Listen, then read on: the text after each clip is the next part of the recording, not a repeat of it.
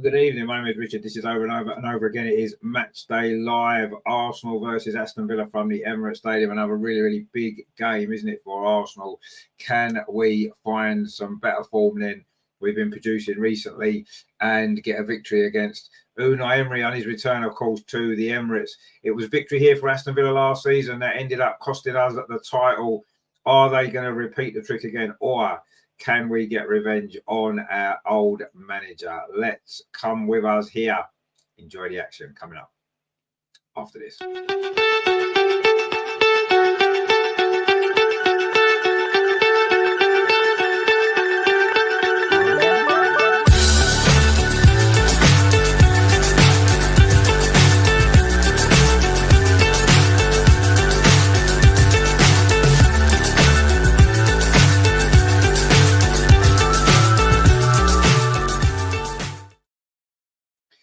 So Matchday Live, Arsenal versus Aston Villa from the Emirates Stadium. It is going to be a big game, an important game. Should be a good game as well. Obviously, Aston Villa are doing pretty well at the minute as well, aren't they? Chasing that top four again, alongside a few other teams as well. So this is the lineup then for Arsenal. Now, there are a couple of changes to the team, as we will see. So in goal then for Arsenal, David Raya, back four. Wow. I don't think we've ever seen this back four play before. Thomas Partey, Jurgen Timber, Gabriel and Miles Lewis-Skelly. Three of those back four playing out of position. Wow. In midfield then, Declan Rice, Mikel Merino and the captain, of course, Martin Ødegaard. And the front three for this game tonight is Leandro Trossard, Kai Havertz and Gabriel Martinelli. So that is after 5 years. This is the team that we've got.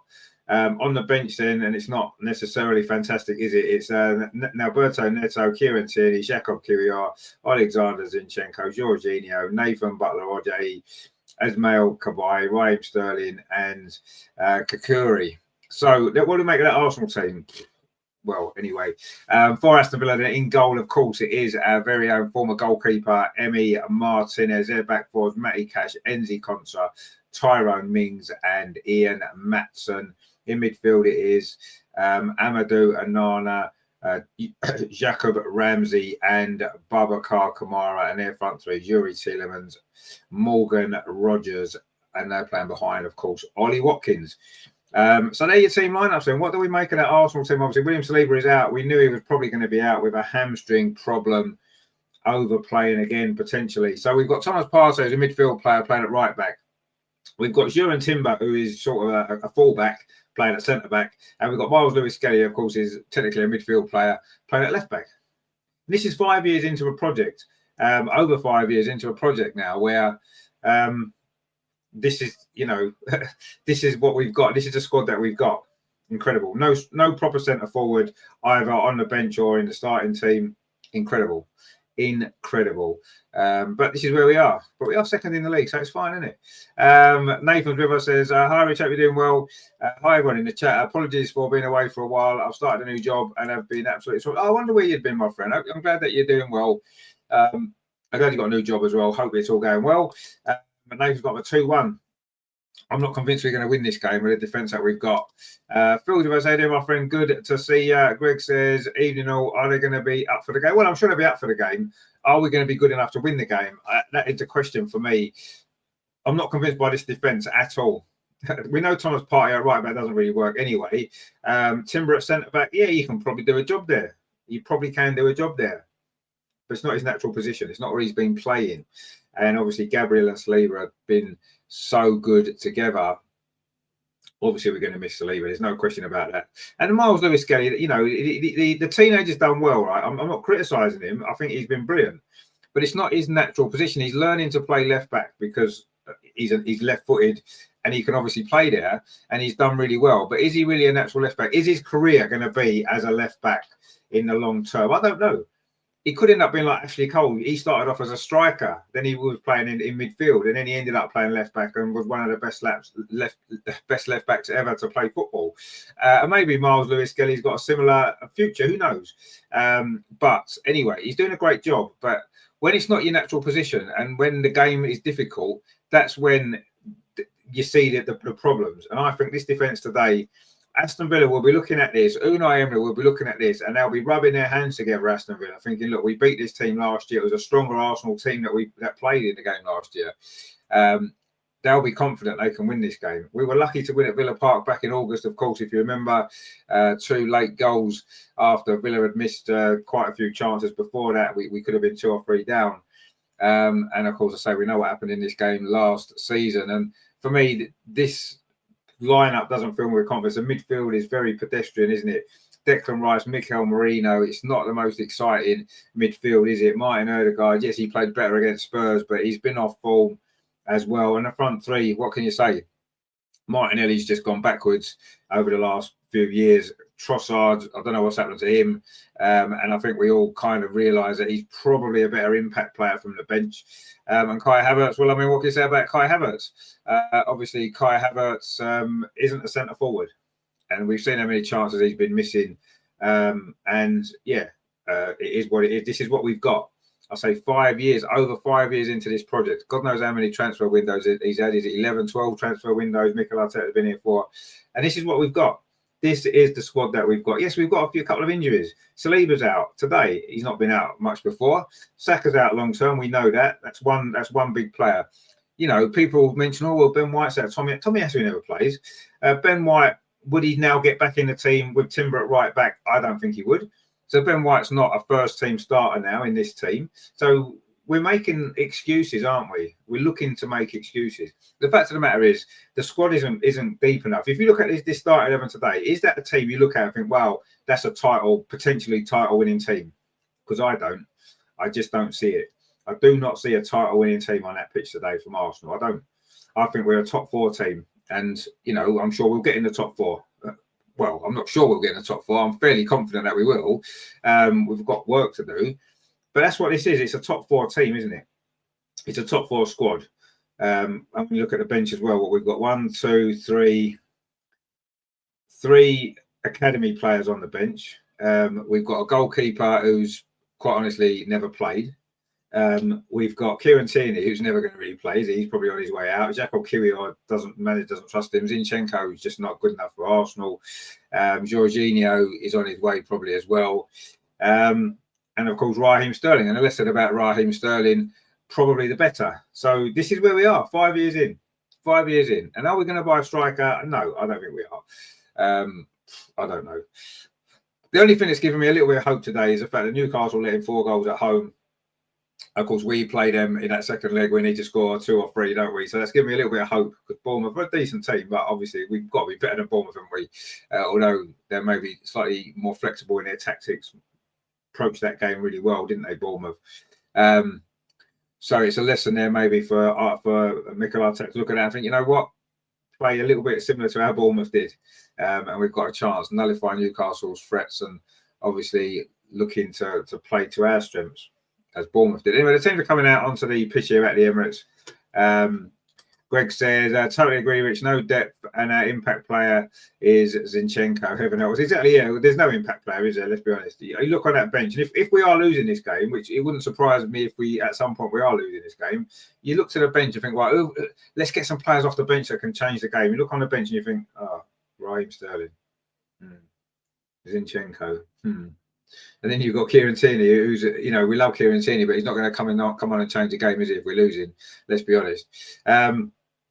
And Aston Villa are a good side. Let's not make no bones about it. They won 1-0 at Everton during the week. Yes, they've had a difficult spell. They've not been winning as many games as they would have liked, but they're still well in that top 4 battle, aren't they? They're doing well in the Champions League this season, and they've got some great players. Amadou Onana in midfield is a very, very good player. Jacob Ramsey is a very good player. I think that what's his name? Morgan Rogers is a very good player as well. Ollie Watkins scores goals. And on the bench, look what they've got on the bench. They've got Leon Bailey on the bench. They've got John Duran on the bench. They've just bought a striker, Daniel Malen, the Dutch striker. You know, they've got options on the bench. They've got better options. They've got Emilio Buendia on the bench. On the bench.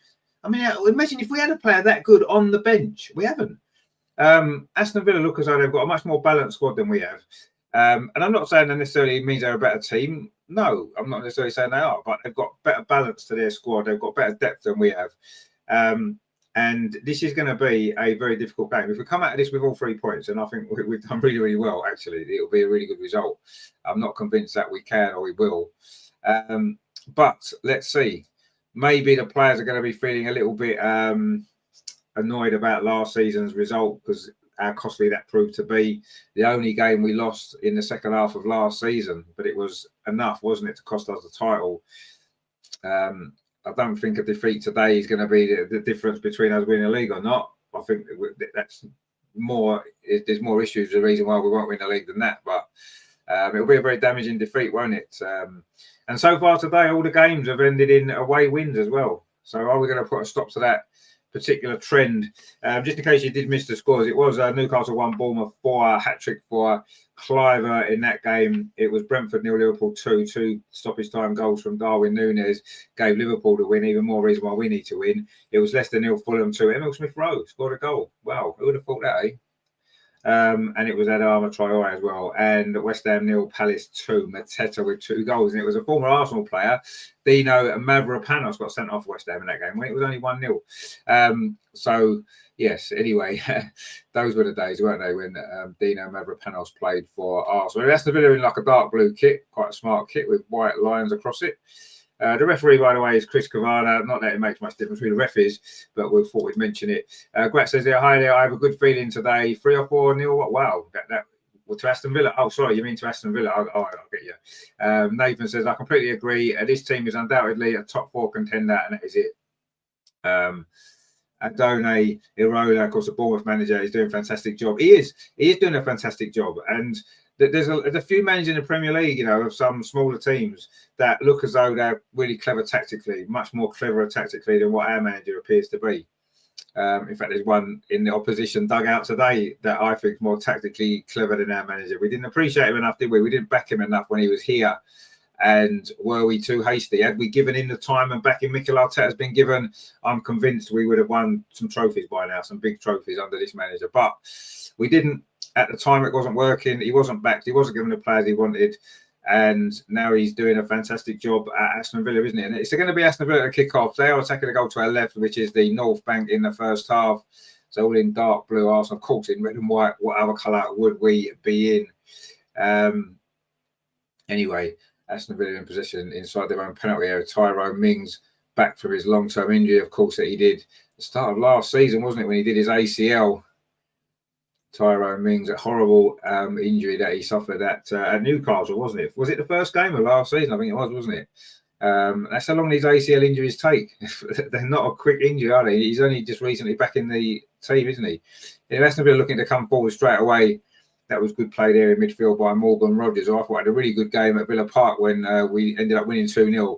He was great for Aston Villa that day, Morgan Rogers. Had a good start to the season. He's a good player. So they've got some good players. Yuri Tielemans, of course. I know he's gone off the radar slightly. There was a time when Arsenal were interested in him, wasn't there? And he's a very good player as well, isn't he? And Ollie Watkins reminds me of the sort of striker that we could end up buying, character-wise, and everything else. He would fit with what Mikel Arteta wants. Is he the right player for us? I'm not sure. He scores goals. He's got, 10, 11 this season. He got 20 or 25 last season.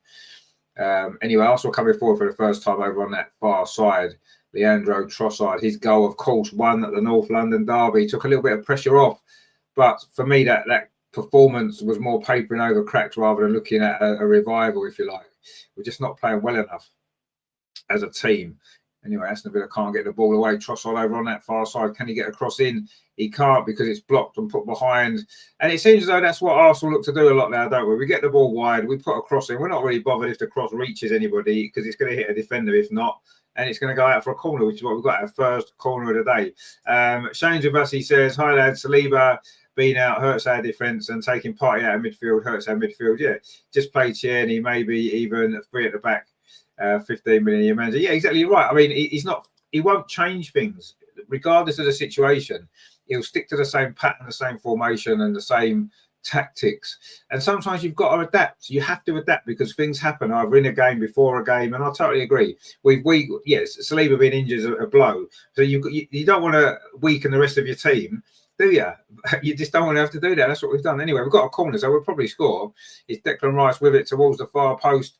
Goes all the way back. It's Kai Havertz headed it back across the goal, but Matty Cash hoofs it clear into the centre circle. David Raya there, all in yellow, the Arsenal goalkeeper, and he volleys the ball forward over on that far side. It's going to find Declan Rice. A nice touch from him, actually. Really good touch from Declan Rice. And can he get the cross in? Again, he does get a cross in towards the edge of the 6-yard box. And Trossard's at the far post. Good save from Emi Martinez. In fact, it was Martinelli, sorry, at the far post. Gabriel Martinelli got on the end of that cross from Declan Rice. That's a decent save, actually. You have to say that it's a decent save from Emi Martinez. You'd expect him to save it, really, wouldn't you? But anyway, it was a decent effort, actually. Cost the goalkeeper, but he's done well, Martinez. That's a good save. And Arsenal have got an effort on goal very early in this game. But Tyrone Mings was directly behind the goalkeeper, would have probably headed it away anyway. Russ is well said here, my friend. He says, evening, Rich, evening, friends. Indeed, good evening to you, my friend, as well. Aggie says, good evening, Arsenal 3, Aston Villa 1. Take that as a promise. Well, you never know, Aggie, you never know. Let's see if you are right. We'll have to see, won't we? I'm not convinced that is going to be the score, but who knows? We've started reasonably well anyway. We're in possession now with Timber playing centre-back, of course. Gabriel plays the ball into midfield. Declan Rice touches it back. Now it's with Timber. Miles Lewis-Skelly kind of moves into that midfield role. So he fits the Mikel Arteta fullback, doesn't he? Because he's comfortable playing in midfield. And Mikel Arteta seems to want that, doesn't he? He doesn't want a fullback to be a fullback. That was why, as Shane mentioned before about Kieran Tierney, he was never ever going to play Kieran Tierney because Kieran Tierney can't invert. But he's not very good at inverting. Lewis Skelly is his natural position in midfield anyway, so he can drop in there, no big deal. I do think it leaves us vulnerable at the back sometimes. There's a long ball over the top, but it's too long. It was Thomas Partey, and Emi Martinez comes out to grab that ball quite comfortably, and that Arsenal attack doesn't lead to anything at all. And Aston Villa now can try and bring the ball forward, just as the stream's decided it wants to freeze, which is nice, isn't it? Anyway, there's nearly 5 minutes on the clock here. It's still 0-0. And Aston Villa have just conceded a free kick. It was Morgan Rogers there with the foul. Emi Martinez, by the way, is captain today. He is captain because the actual captain, Diego Carlos, is injured. Anyway, cross comes in from that far side. Trossard with it, goes all the way across to this near side. Martin Ødegaard, of course, the Arsenal captain, Thomas Partey. Now it's back with Ødegaard again on this near side. Finds Declan Rice, whips it in, and that's a good header at the near post by Tyrone Mings. And he gets a chest bump off his goalkeeper and captain. And that was nice play though from Arsenal. Declan Rice with the cross, and Tyrone Mings headed that by. It's going to be another corner though to Arsenal. It's the second corner already in this first half. Martin Ødegaard is going to come across to take this. And we'll see where this one ends up. We've had some reasonably poor corners, haven't we, in the last couple of games? I know we got the goal against Tottenham, a bit fortunate, wasn't it? Anyway, it is going to be Martin Ødegaard with this one. Can he beat the first man? He does. To near post, headed away. It's a good defensive header actually there. It might have been Morgan Rogers. Anyway, Martin Ødegaard gets the ball back on this near side, plays it back in to Miles Lewis-Skelly, very central, gives it back to Martin Ødegaard on this near side. Thought about a cross instead. Cutting field, plays it in to Jurgen Timber. Now Declan Rice on this near side. This is good stuff from Arsenal.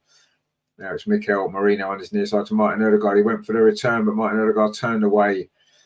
Found Miles Lewis-Skelly, who's done well. Touches the ball off to Jurgen Timber, playing centre-back, of course, today. Martin Ødegaard now. Now the ball up this near side to Gabriel Martinelli. Can he get a cross in? Playing on the right now, Martinelli. That cross does come in, but it's not a great cross, is it? And it's headed out quite easily. Timber now. Arsenal piling on the pressure here in these early stages. Martinelli now over on this far side. Can he get a cross in this near side? Sorry, can he get a cross in? He can't. Good defending now, actually, by Maatsen. And in fact, Martin Ødegaard's gone down with an injury. I'm not sure what happened there. Sure, we'll find out here. Well, he was just climbed all over, wasn't he, there by Amadou Onana? But it's going to be a corner to Arsenal at the end of all of this. Martin Odegaard gets back to his feet. Terry says, good afternoon, Richard. I'm hoping that we get turned over today. Double figures would be nice, getting desperate for this fraud out of our club. Well, yeah. Terry says, good afternoon, Greg, Grattan, all in the chat. My special Finnish person in the whole wide world. I don't know why you keep calling him Finnish. Anyway, it's a corner again to Arsenal over on this near side. Is it going to be Martin Odegaard to take it? He did, of course, just have that injury, didn't he? But I think he's okay now. We're about to find out anyway. Corner comes in towards the edge of the 6-yard box. It's an Aston Villa head gets on that, puts it behind. It was Ezra Konsa. And it's gone behind for another corner. This is going to be the Declan Rice side. It's a Declan Rice corner, this one. It's our 4th corner already. We've only played 8.5 minutes. That's a corner every 2 minutes. So this will be going to plan, won't it, for Mikel Arteta? Get a corner every 2 minutes. That'll do, won't it? 45 corners in the game. We might score from one of them. You never know. We might score from this one. Declan Rice is going to take it over on that far side in front of those Aston Villa fans. It's whipped in towards the far post. It goes all the way across. Thomas Partey from inside the 6-yard box has fired it over. Or did it hit the goalkeeper who was already on the floor? Emi Martinez, I think it might have done. It's going to be another corner to Arsenal. And Aston Villa just can't really deal with this, can they? It was headed back there from Gabriel. And Thomas Partey's shot is deflected over the top. And it was mayhem in that 6-yard box there, wasn't it? And Thomas Partey couldn't finish it off.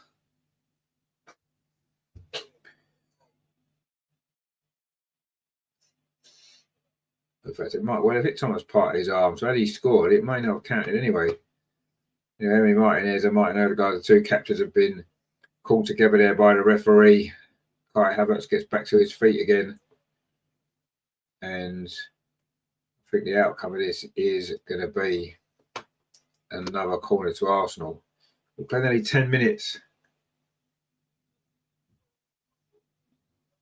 William Saliba's there on the bench. Obviously not on the bench in terms of able to come on. Anyway, it was a goal kick actually to Aston Villa, which they've taken. Goes long.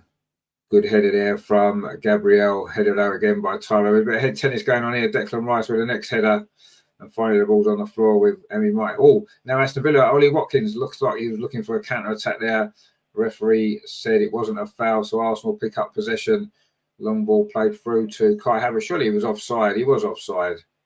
The linesman's flagged for offside. Oh, and Aston Villa trying to play it out from the back, almost get themselves in a little bit of trouble. Emi Martinez now takes far too long, but manages to find his pass, and now it's up this near side. Aston Villa now coming forward. Oh, this is a nice ball here. It's going to be Jacob Ramsey on this near side for Aston Villa. Their first real attack of any purpose. That's a good ball, actually. Chipped over to the far side towards Yuri Tielemans. If he can keep this in, he's got Declan Rice for company, and he wins the throw off Declan Rice. 72% possession we've had in the first 11 minutes. Possession is king for Mikel Arteta. Anyway, it's a throw to Aston Villa over on that far side. Matty Cash is going to take it the right back. Polish international, of course. Very Polish name, isn't it? Matty Cash. Anyway, he's going to take this throw. Matty Cash. It goes towards the edge of the 6-yard box. It's flicked on. Arsenal sort of have trouble to get it out, but we did manage to get it out now. And it goes all the way back to Emi Martinez midway inside the Aston Villa half. He's going to kick this long. Looking for Tyrone Mings on this near side, but Thomas Partey wins that header, but the ball drops here to Maatsen. Just his 3rd Premier League start for Aston Villa, the Dutch fullback. And now it's Kamara in midfield. Pings the ball forward. This fell here for Aston Villa. Good turn there from Jacob Ramsey. Finds Maatsen again. Cross comes in. Oh, it's a poor header. He's come straight to Ramsey. Oh, the cross there wasn't very good. Come outside the penalty area to Matty Cash. Mistake at the back there from Arsenal. I don't know what Gabriel was doing with that header. It went straight to Jacob Ramsey.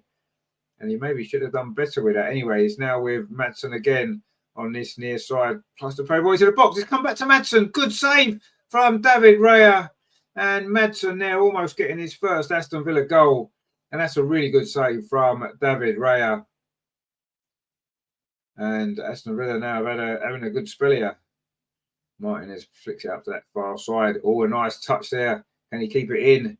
Morgan Rogers, he can't. And it's gone out of play for a throw to Arsenal. But that's a good save. Not great defending from Arsenal. And I do feel as though that could be a theme today. It was Declan Rice made the mistake. That's a good shot. And that's a good save by David Raya. Good play there from Maatsen there. Maatsen, and it was a decent save that actually.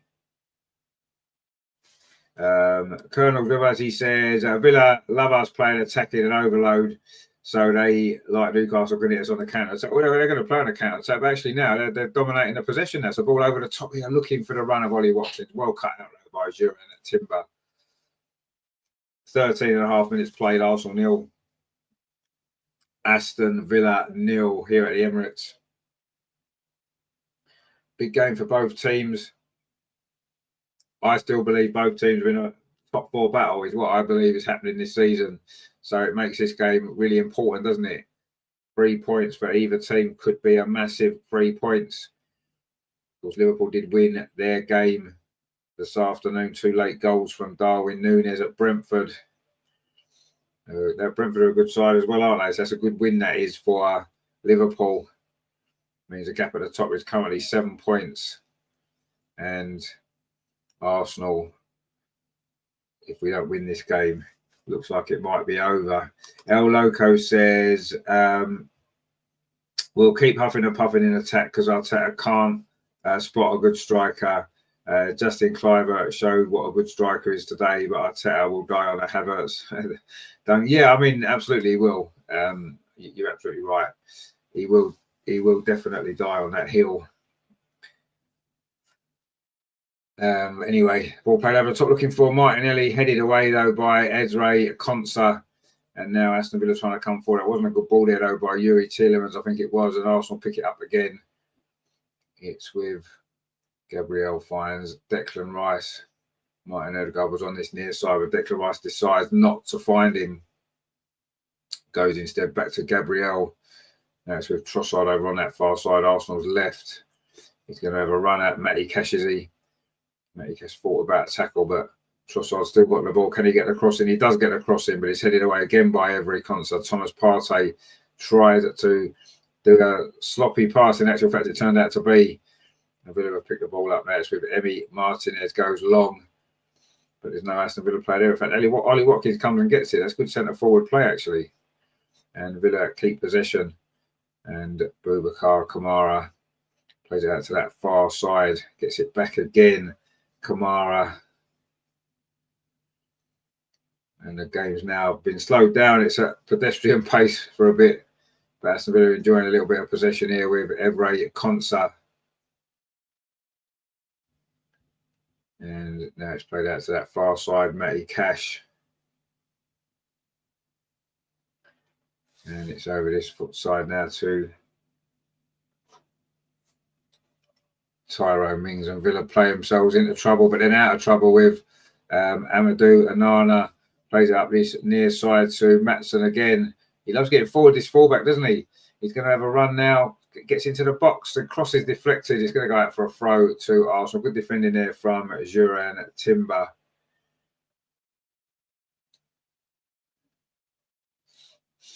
Now it's back with Tyrone Mings for Aston Villa. Arsenal just having to do a bit of defending.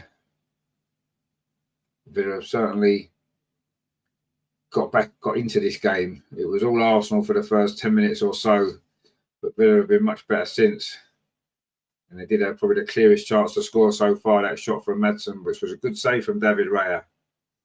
Now it's played out to that far side. Trossard cuts in field, wants to get the shot away. He does get the shot away, and Martinez can comfortably parry that away. Bit of a save for the cameras there, wasn't it, by the former Arsenal goalkeeper? He's always fired up for this game, isn't he? And you can understand why. It was a good save, but it was a fairly comfortable routine save that he made look a lot more difficult than what it was. Anyway, Villa now trying to come forward again with Madsen on this near side. I've been impressed with him so far, the left back. Now ball played forward. Aston Villa, Ollie Watkins just inside the penalty area. Oh, he tried to do too much there, and he ran into trouble, which was Gabriel, as it turned out. And he should have just got the ball out of his feet and had a shot. And instead, he's tried to do too much. Good play from Villa, though. Why did he go that way? He went straight into where Gabriel was. He should have gone around the outside. Gone around the outside of him and then whacked it with his left foot. He didn't trust his left foot, obviously, in that situation. And he's lost the ball. Terry says, I didn't even know Mings was still playing football. Well, he got that bad injury, didn't he? That ACL last year. He's only just recently back. So long it takes. It's a long old injury. So Gabriel Jesus is going to be out for a very, very long time. We know that. And of course, we wish him well. We know he's not the answer to our goal scoring problems. He never has been. Anyway, Tommy Tuchel's back again. He loves coming to the Emirates. He absolutely loves it. Now, is he coming to look at Morgan Rogers potentially? Ollie Watkins, of course. Jacob Ramsey. Aston Villa got some good young English players, haven't they? And of course, Konsa and Mings as well, both obviously played for England, haven't they, previously as well? Ollie Watkins, of course, Declan Rice. I don't think Tommy Tuchel needs to watch Declan Rice, does he? He's pretty much guaranteed a place in the England team, isn't he? When Tommy Tuchel picks his first squad. Is Miles Lewis-Skelly on the verge? It does seem as though you've only got to play 3 or 4 Premier League games these days to actually to get a potential call out for England. Although we haven't really got a decent left back, have we? The Newcastle lad's quite good, isn't he? You know, ball over the top end from Aston Villa almost caused us a problem. Good defensive header again by Gabriel, and now Martinelli can come forward up this near side.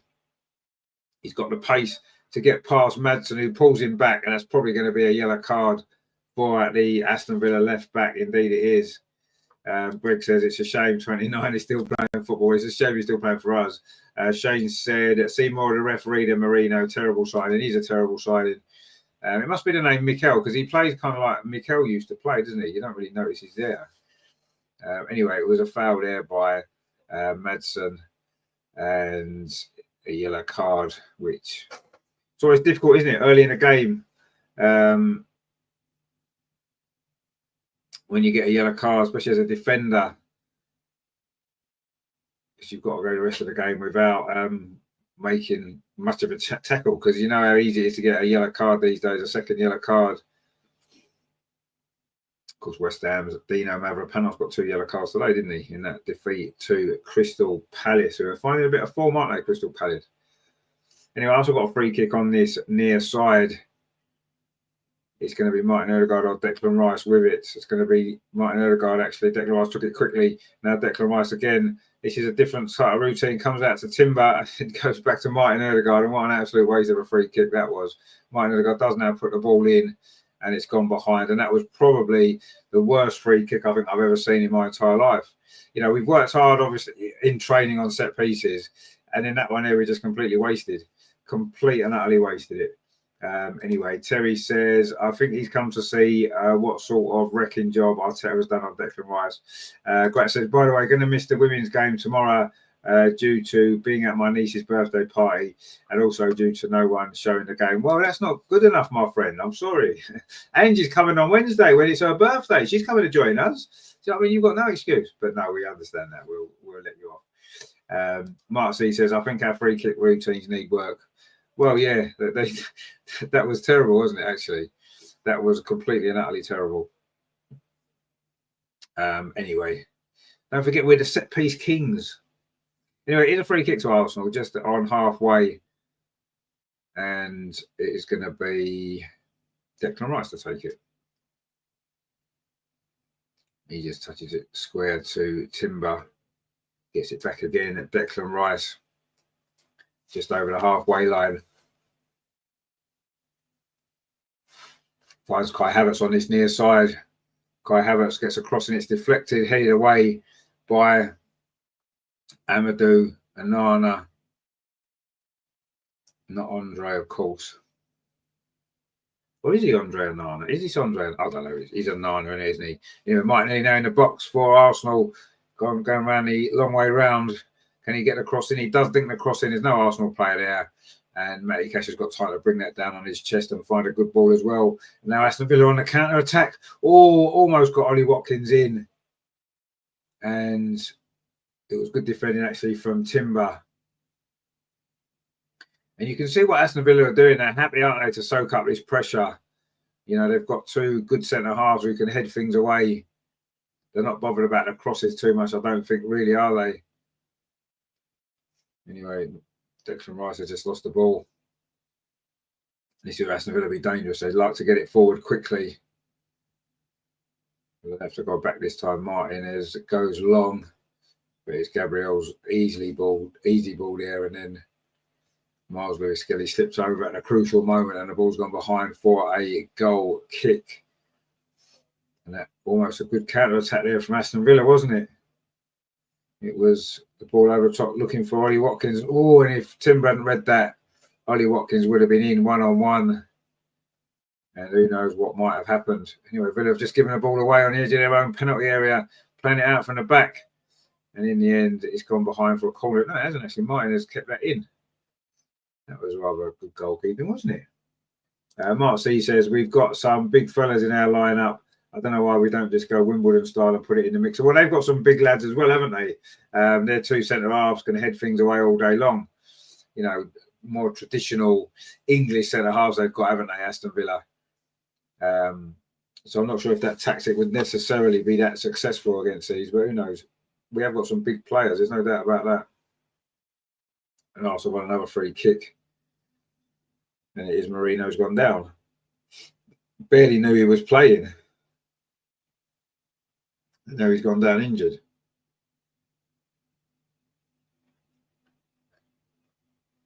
He more kind of crashed into Matty Cash, didn't he, actually? The two just collided with each other. Anyway, the referee's given a free kick.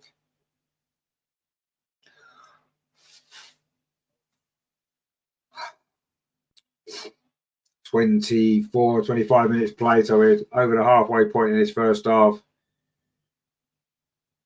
You know, Arsenal on top possession-wise. Actually, we're not. Actually, Aston Villa have had more possession than we have. We're slightly ahead on shots, 2-1. We've had 9 touches in the opposition box, so Aston Villa 6. Another pointless statistic. If you don't score a goal, it doesn't matter how many touches you have in the opposition box. It doesn't mean anything, does it? It absolutely doesn't mean anything. Bearing in mind, we have a lot of corners, so obviously if we win a header from a corner, that's a touch in the opposition box, isn't it? Anyway, the game's all about stats these days, isn't it? It's all about stats, and that's more important than anything else, it seems. Anyway, Arsenal winning the ball well over on that far side in front of the Aston Villa fans. Miles Lewis-Skelly finds Timber. Now it's with Martin Odegaard. He's got Martinelli outside him. He finds Martinelli. Martinelli's feet seem to move quickly, and he doesn't seem to know what he's doing half the time, but that cross wasn't very good. And Emi Martinez just plucked that one out of the air quite easily. Terry says, problem is our big player, apart from Gabby. Yeah, well, yeah, that's true, actually. Anyway, Matson plays the ball back here to Tyrone Mings. And it is good to see him back playing again after his ACL injury. We know what a terrible injury that is. So it's good to see him playing again, isn't it? And he's going to try and work his way back into the England setup, I'm sure. Maybe that's why Tommy Tuchel's here, to check his fitness, see how he's doing. He's a decent enough defender, Tyrone Mings, isn't he? He's not fantastic. He's not a world beater, is he? But he's all right. Does a steady job. We'll see he's getting back to full fitness as well. You know, Martin Odegaard now brings the ball forward for Arsenal. Thomas Partey. It's all very safe. It's all very familiar. Nothing out of the ordinary. No one's prepared to take any risks. No one does anything out of the ordinary. I mean, I said it on the show, didn't I, the other night, that none of these players really excite me. They don't get you out of your seat, do they? None of them really. They're all very similar. They're all very nice. They're all very nice footballers, but they don't get you out of your seat, do they, with excitement most of the time. It's all very predictable and dull. Anyway, Miles Lewis-Skelly Plays it back to Declan Rice. He chips the ball into this penalty area. Martinelli tries to volley it across the goal. It hits Maatsen and he can then clear it away. Ollie Watkins has got a lone job up there, hasn't he, for Aston Villa today? Grat says here, the only time possession is of any interest is when you are ahead by 1 and there's 5 more minutes to play. No, exactly. Yeah, that's when you keep the ball. Exactly. The rest of the time, I agree with that. It doesn't matter. You can have the ball and have the ball and have the ball, but if you're not going to progress up the pitch and do much with it, what's the point? You know, you're better off 2 passes forward, long ball, bang bang, and getting a shot at goal. You're better off doing that, aren't you? Really, but it's the modern football, isn't it? It's not just Arsenal. It tends to be modern football. Anyway, Kai Havertz with a shot from outside the box that goes probably 7 or 8 yards wide, and I think that kind of sums up where Kai Havertz is at the moment. Greg says here, the biggest problem we've got is there is no competition for places, so they're too complacent. Well, yeah, I mean, that's been the case for a couple of years, hasn't it? Mikel Arteta doesn't rotate his squad. He doesn't like to rotate his squad. But this season, he's had to a bit more because we've had more injuries this season, so he's been forced to rotate a bit more than normal. I mean, there were spells last season when it was the same starting 11 week after week after week, and it would be now if everybody was fit. We know what the starting 11 would be. If everybody's fit, we know what the starting 11 will be, and I'm sure we'll go back to that when everybody is fit. And he's not going to rest. He doesn't rotate the team unless he has to. He's had to this season. Mark C says there, good lord, we actually had a shot from outside. Well, I mean, you could call that a shot. It was a ball played forward towards the goal that went nowhere near it. I don't know if we can class that as a shot. I'm not sure it'll go down on the stats as a shot. El Loco says, I'm sorry, even if he cost 65 million, Havertz is not a striker. He's just a bloke playing up front. Yeah, he is. Yeah. He's definitely a bloke playing up front, and he's pretty much it. That's a good description. Oh, suddenly now Watkins on the counter attack. This is what Aston Villa have been playing for. They've been looking for these counter attacks. Watkins got no support at all. He's up against 6 or 7 Arsenal defenders. If he scores here, it will be an absolute calamitous from Arsenal. But he's been forced out wide. He still kept possession, Ollie Watkins. He's done well, but there was no way he was going to score. There he was on his own, and suddenly Arsenal got everybody back. And if we put as much energy and effort into attacking as we do with defending without the ball, we'd actually be really good to watch. But we don't. Anyway, it's a throw. And Mikel Arteta is miles out of his technical area. Nobody says anything to him.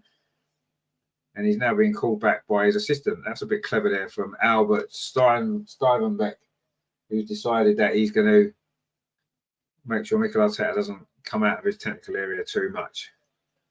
Now, was there a yellow card there produced by the referee? And was it Mikel Arteta? If it was, he deserved it because he's running up and down the line and he's not in his box.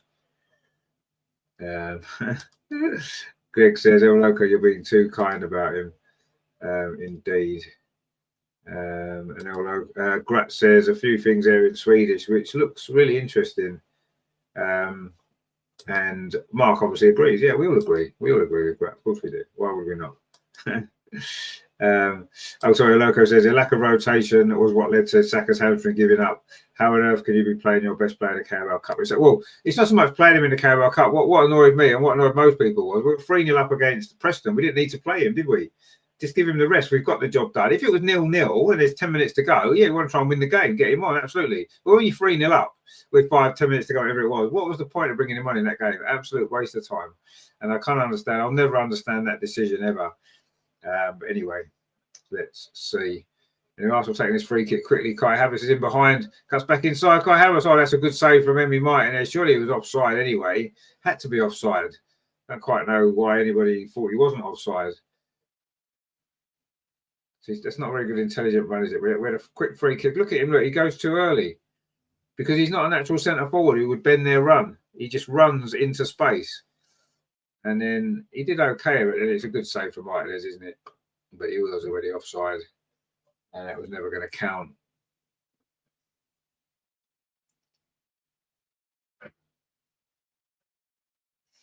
I don't quite know what the problem was there. Gabriel was putting the ball out for a throw-in, and Mikel Arteta was complaining. Look at him.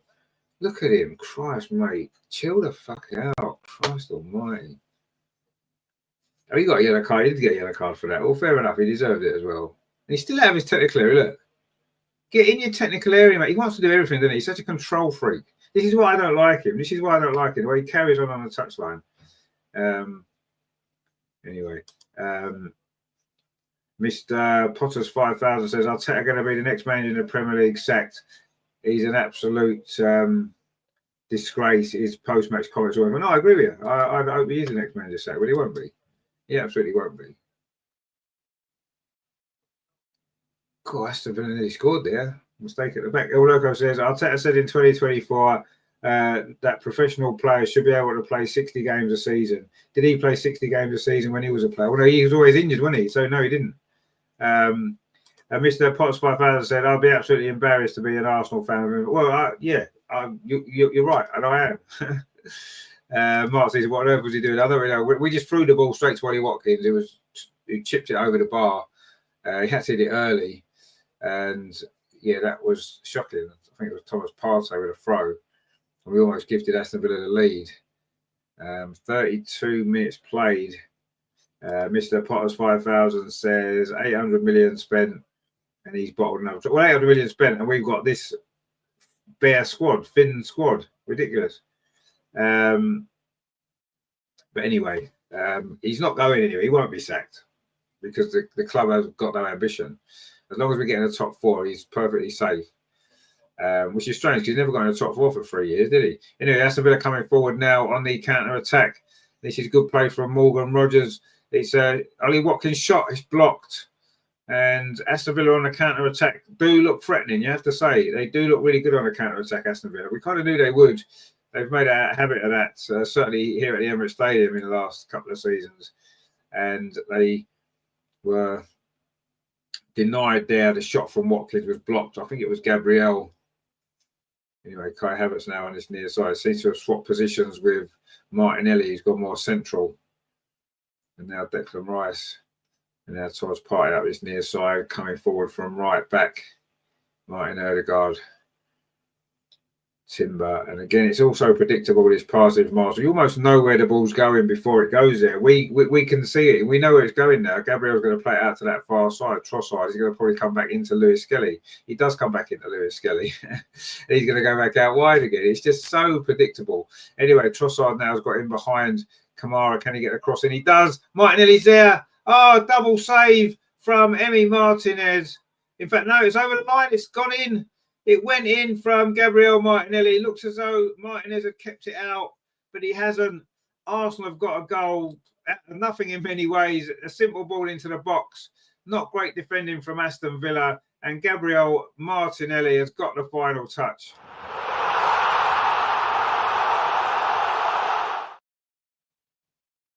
God, it couldn't have been any closer to not going in, could it? It was over the line. The watch went beep. And it was Trossard there with the cross, and not great defending from Aston Villa. Martinelli was able to scramble it home. Martinez saved the first one. It didn't bounce over him, and he couldn't quite keep it out, could he, as he was falling backwards into the net? But it is. A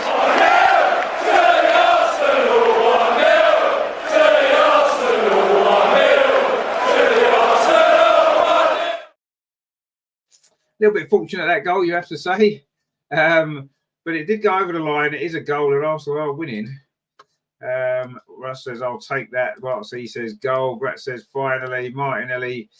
Phil says, I'll take anything. Well, yeah, it was definitely a fortunate one, wasn't it? Without a shadow of a doubt. I mean, it couldn't have been any closer to not being in. It literally just squeezed over the line. And there's an injury now to Amadou Onana. So it's going to be a little break in play before we restart following that goal. And it was Trossard's cross. It's Kamara there. It wasn't. Not great defending from Madsen, was it? He was caught on his heels, and Martinelli attacked that ball. Well, that's what you want to see a forward player do, attacking the ball in the box, and it's paid off. It was over the line. There's no doubt about it when you see a replay. Didn't think it had gone over at first, but it has. A little bit unfortunate, Martinez, but we don't feel sorry for him, do we? And Gabriel Martinelli has given Arsenal the lead, and Amadou Onana may well be having to go off here. Following that injury, not quite sure what happened, but he doesn't look very happy, does he? And I think he's going off. So who's going to be coming on? It's going to be Lamar Bogard. the French midfield players coming on for, in fact, he's Dutch, sorry, coming on for Onana. And he's going to go off down the tunnel looking quite frustrated with life. And Aston Villa are quite frustrated with life because it is 1-0 to the Arsenal. Grat says that crossed the line by a good mile or two. Well, I don't know about that, but it did just squeeze over. Mark C says, at last getting into a good position in the 6-yard box. That's where you want your forwards to be, don't you? You want someone attacking those balls into the box, getting in the 6-yard box. And that's where you score your goals. You know, Ian Wright used to say, didn't he? If you get yourself in the box, get yourself in those positions, you keep doing it enough, you'll score enough goals because the ball will end up there. And if you're there enough times, you're going to get yourself a few simple goals a season, aren't you? Ian Wright probably used to get himself 10 goals a season like that, didn't he? And that's what you want your forward players to do. They have to take that chance, don't they? They have to take that chance. And Gabriel Martinelli did, and it's paid off, and he's got himself a goal. And Arsenal lead in a game where we've been a bit huffy and puffy, haven't we? We haven't really played fantastically well. We've created 1 or 2 opportunities. But as we know from the other night, 1 goal is never quite enough, is it, to settle the nerves? A 1-goal lead. You know, Martinelli's done well again on this near side. He feels like he's got the beating of Madsen now, doesn't he? Plays it back to Thomas Partey, gets it back. That's good defending. The shot comes in from Martin Trossard, sorry. And it's gone over the top. I think Emi Martinez had that covered anyway. But it's good play again from Arsenal here. Thomas Partey. I mean, he was offside, actually. Although he didn't actually come to Martinelli, did it? And it fell to Trossard after defender Madsen. And then Trossard fired a shot in just over the top of the crossbar. Greg says defensive second half coming up. Oh yeah, probably will be. But James will say to my friend, good to see. Hope you're well on this Saturday evening. Arsenal 1, Aston Villa 0, and not a great game, but Arsenal winning. James says just back from a family event. Oh, okay, good stuff. Hope you've had a good time. Arsenal now attacking over on that far side. Leandro Trossard plays it back to Gabriel. Now it's with Timber. Swishes it square. Thomas Partey very central. Grat says Arsenal to get a parking ticket in the second half. Yeah, quite possibly. Probably will get a parking ticket. Yeah, but who knows? You know, Arsenal coming forward now. Trossard over on that far side against Matty Cash. Can he get the cross in? He can't yet. He's going to try again. He does think a cross out. Marino hits it down. It comes to Thomas Partey on the edge of the box. Now it's with Marino. Tries to curl it over that far corner. Gets it all wrong. And it's gone behind for a goal kick. El Loco says, Arteta is hyped up today because he's desperate to show Unai Emery he's better than him for the Arsenal job. Well, maybe that's the reason. He does look very fired up, doesn't he, on that sideline? The Arsenal manager, he does look very fired up, but he's going to have to be careful because he's on a yellow card. Not that it makes much difference if a manager gets sent off, because all that happens is they just go and watch it from the posh seats up the top. Doesn't really make a difference, does it? And then they get a ban, and they still get to see the game at the top seats. I can't see what. You know, I think if a manager gets sent off or a manager gets a ban, a touchline ban, they should get a stadium ban. They shouldn't be allowed in the stadium. They shouldn't be allowed to pick the team. They shouldn't be allowed to make the team talk. They should be banned completely. Because if a player's banned, they can't have any impact on the game. And if a manager's banned, they shouldn't be allowed to have any impact on the game either. It's only fair, isn't it? It's pointless sending them upstairs. They do the team talk. They pick the team. It's all exactly the same. Nothing changes. And it's not really a suspension at all, is it? That's why managers carry on the way that they do, because there's no punishment for them, really, is there? I would ban them completely from that kind of anything to do with the team in that one game they're banned for, or 2 games, whatever it is. They're not allowed to pick the team. They're not allowed to be anywhere in the stadium. They're not allowed to communicate wirelessly with the coaching staff. Not allowed to do anything. Surely that was a foul on every concert. He's handballed it in the penalty area, but surely he was pushed in the back, and the referees agrees, and he's going to get a free kick to Aston Villa. Some of the fans there. The Arsenal fans desperate for a penalty, but it never was a penalty. It is going to be a goal kick to a free kick, sorry, to Aston Villa. Greg says our manager doesn't have any impact anyway. Well, negative impact, I would say.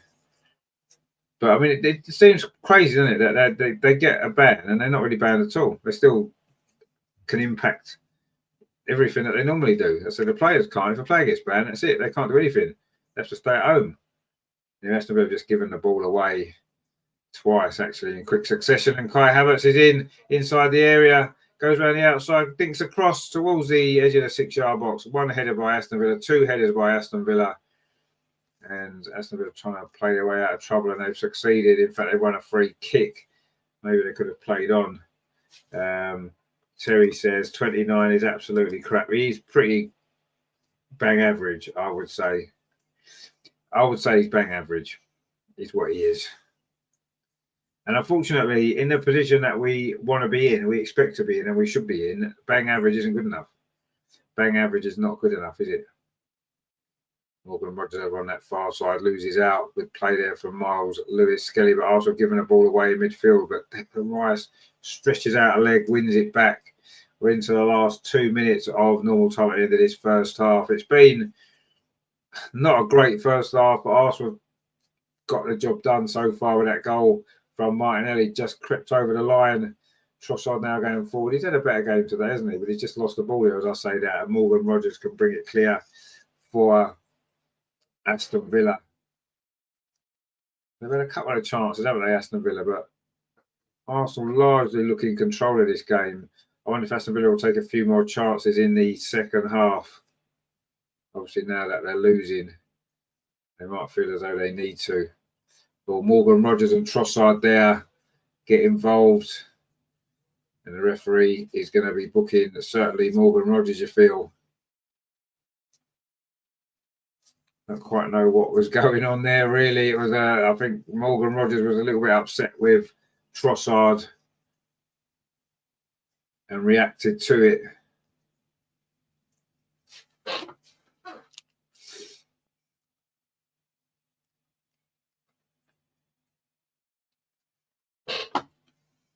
And that was all a lot of nothing, really, wasn't it? Anyway, Gabriel plays the ball up this near side to Gabriel Martinelli, the goal scorer.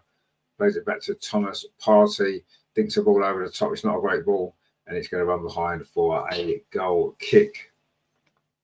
Mark C says, Rogers has already done 2 fouls about picking up a yellow. He should be being booked. Yeah, I mean, I think the reason why he didn't get booked is because it was 50-50 of each, wasn't it, really? Trossard was a little bit late on him. He reacted. It's nothing at all, really, in that, I didn't think. You either book both of them or neither of them. And we don't really want to see yellow cards for nonsense like that, do we? Anyway, there's going to be 2 minutes of stoppage time at the end of this first half.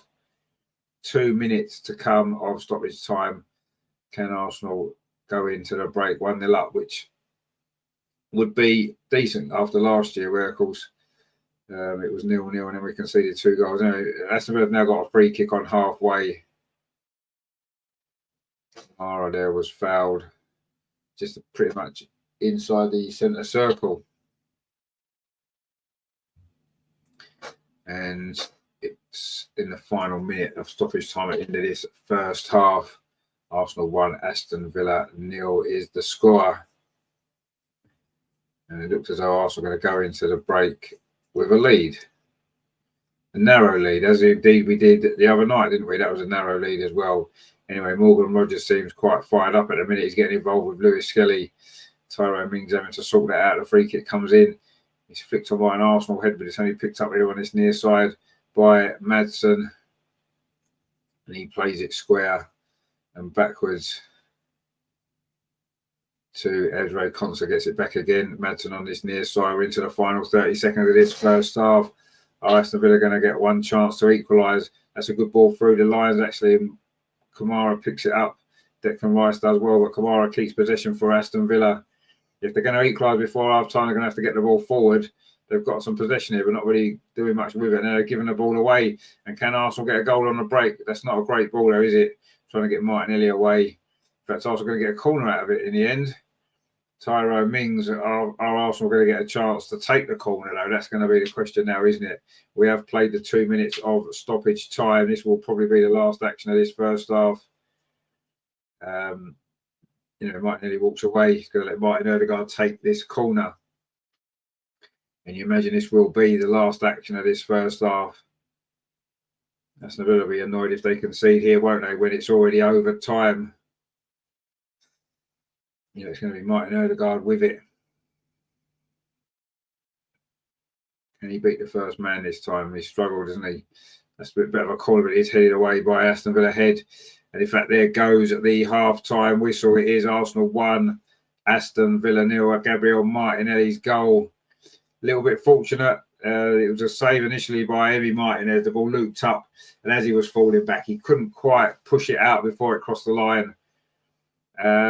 Arsenal had one or two chances before that. Aston Villa had a couple of chances on the counter-attack with Ollie Watkins mainly, and Madsen had a shot which David Raya did well to save. Not a lot of chances, quite a tight game. Arsenal probably just about shaded that first half, and it is at half-time. Arsenal 1, Aston Villa 0. So let's have a look at some stats, shall we? Let's have a look at some of the stats from that first half. And we'll see what's happened, shall we?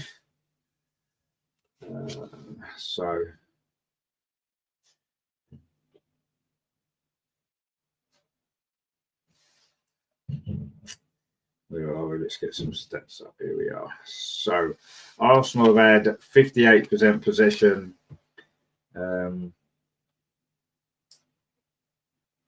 Let's have a look. We've had 6 shots, of which 3 have been on target.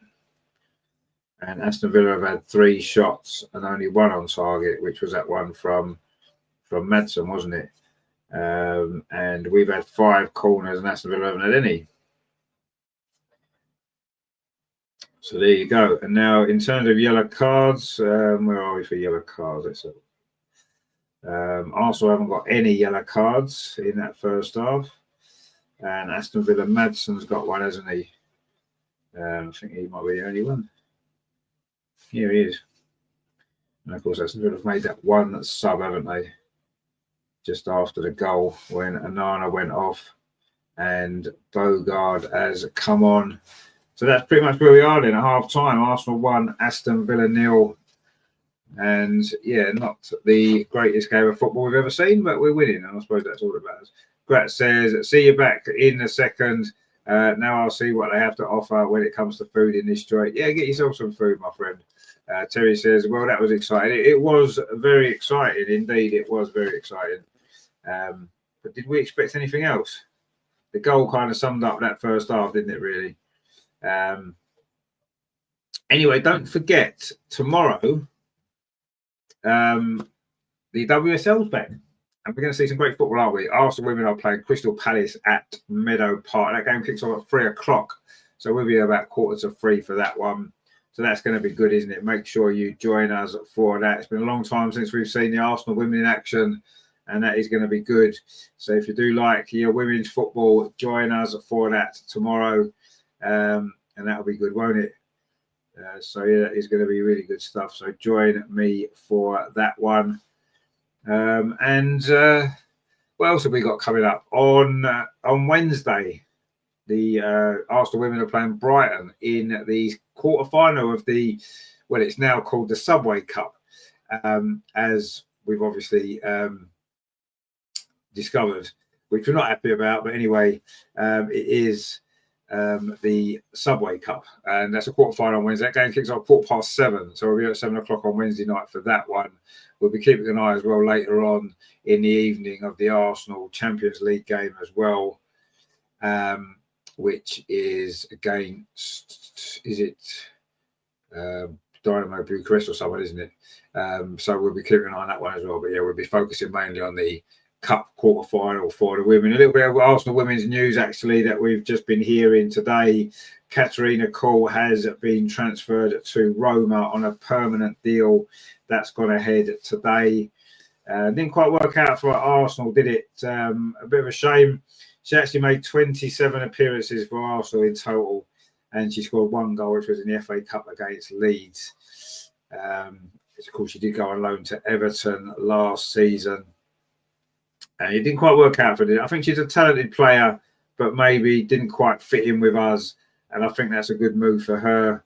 And yeah, does that mean we're going to get someone in January? Who knows? Who knows? I'm not sure the club really want to spend too much money at the moment, do they?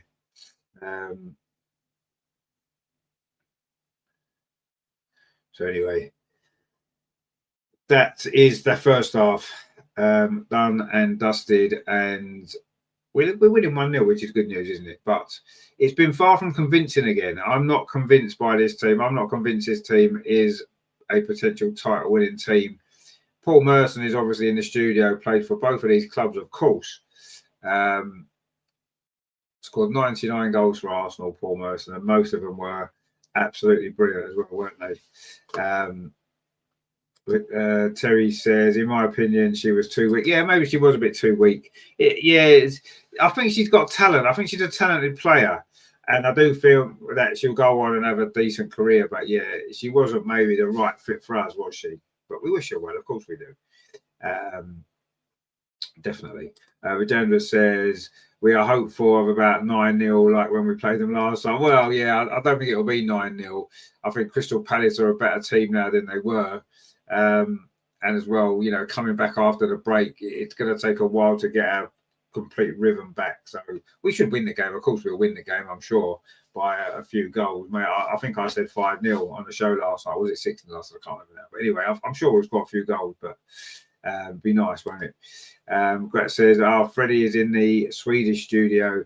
Have to see if he has any interesting words on that first half. Oh, good old Freddie. We love a bit of Freddie, don't we?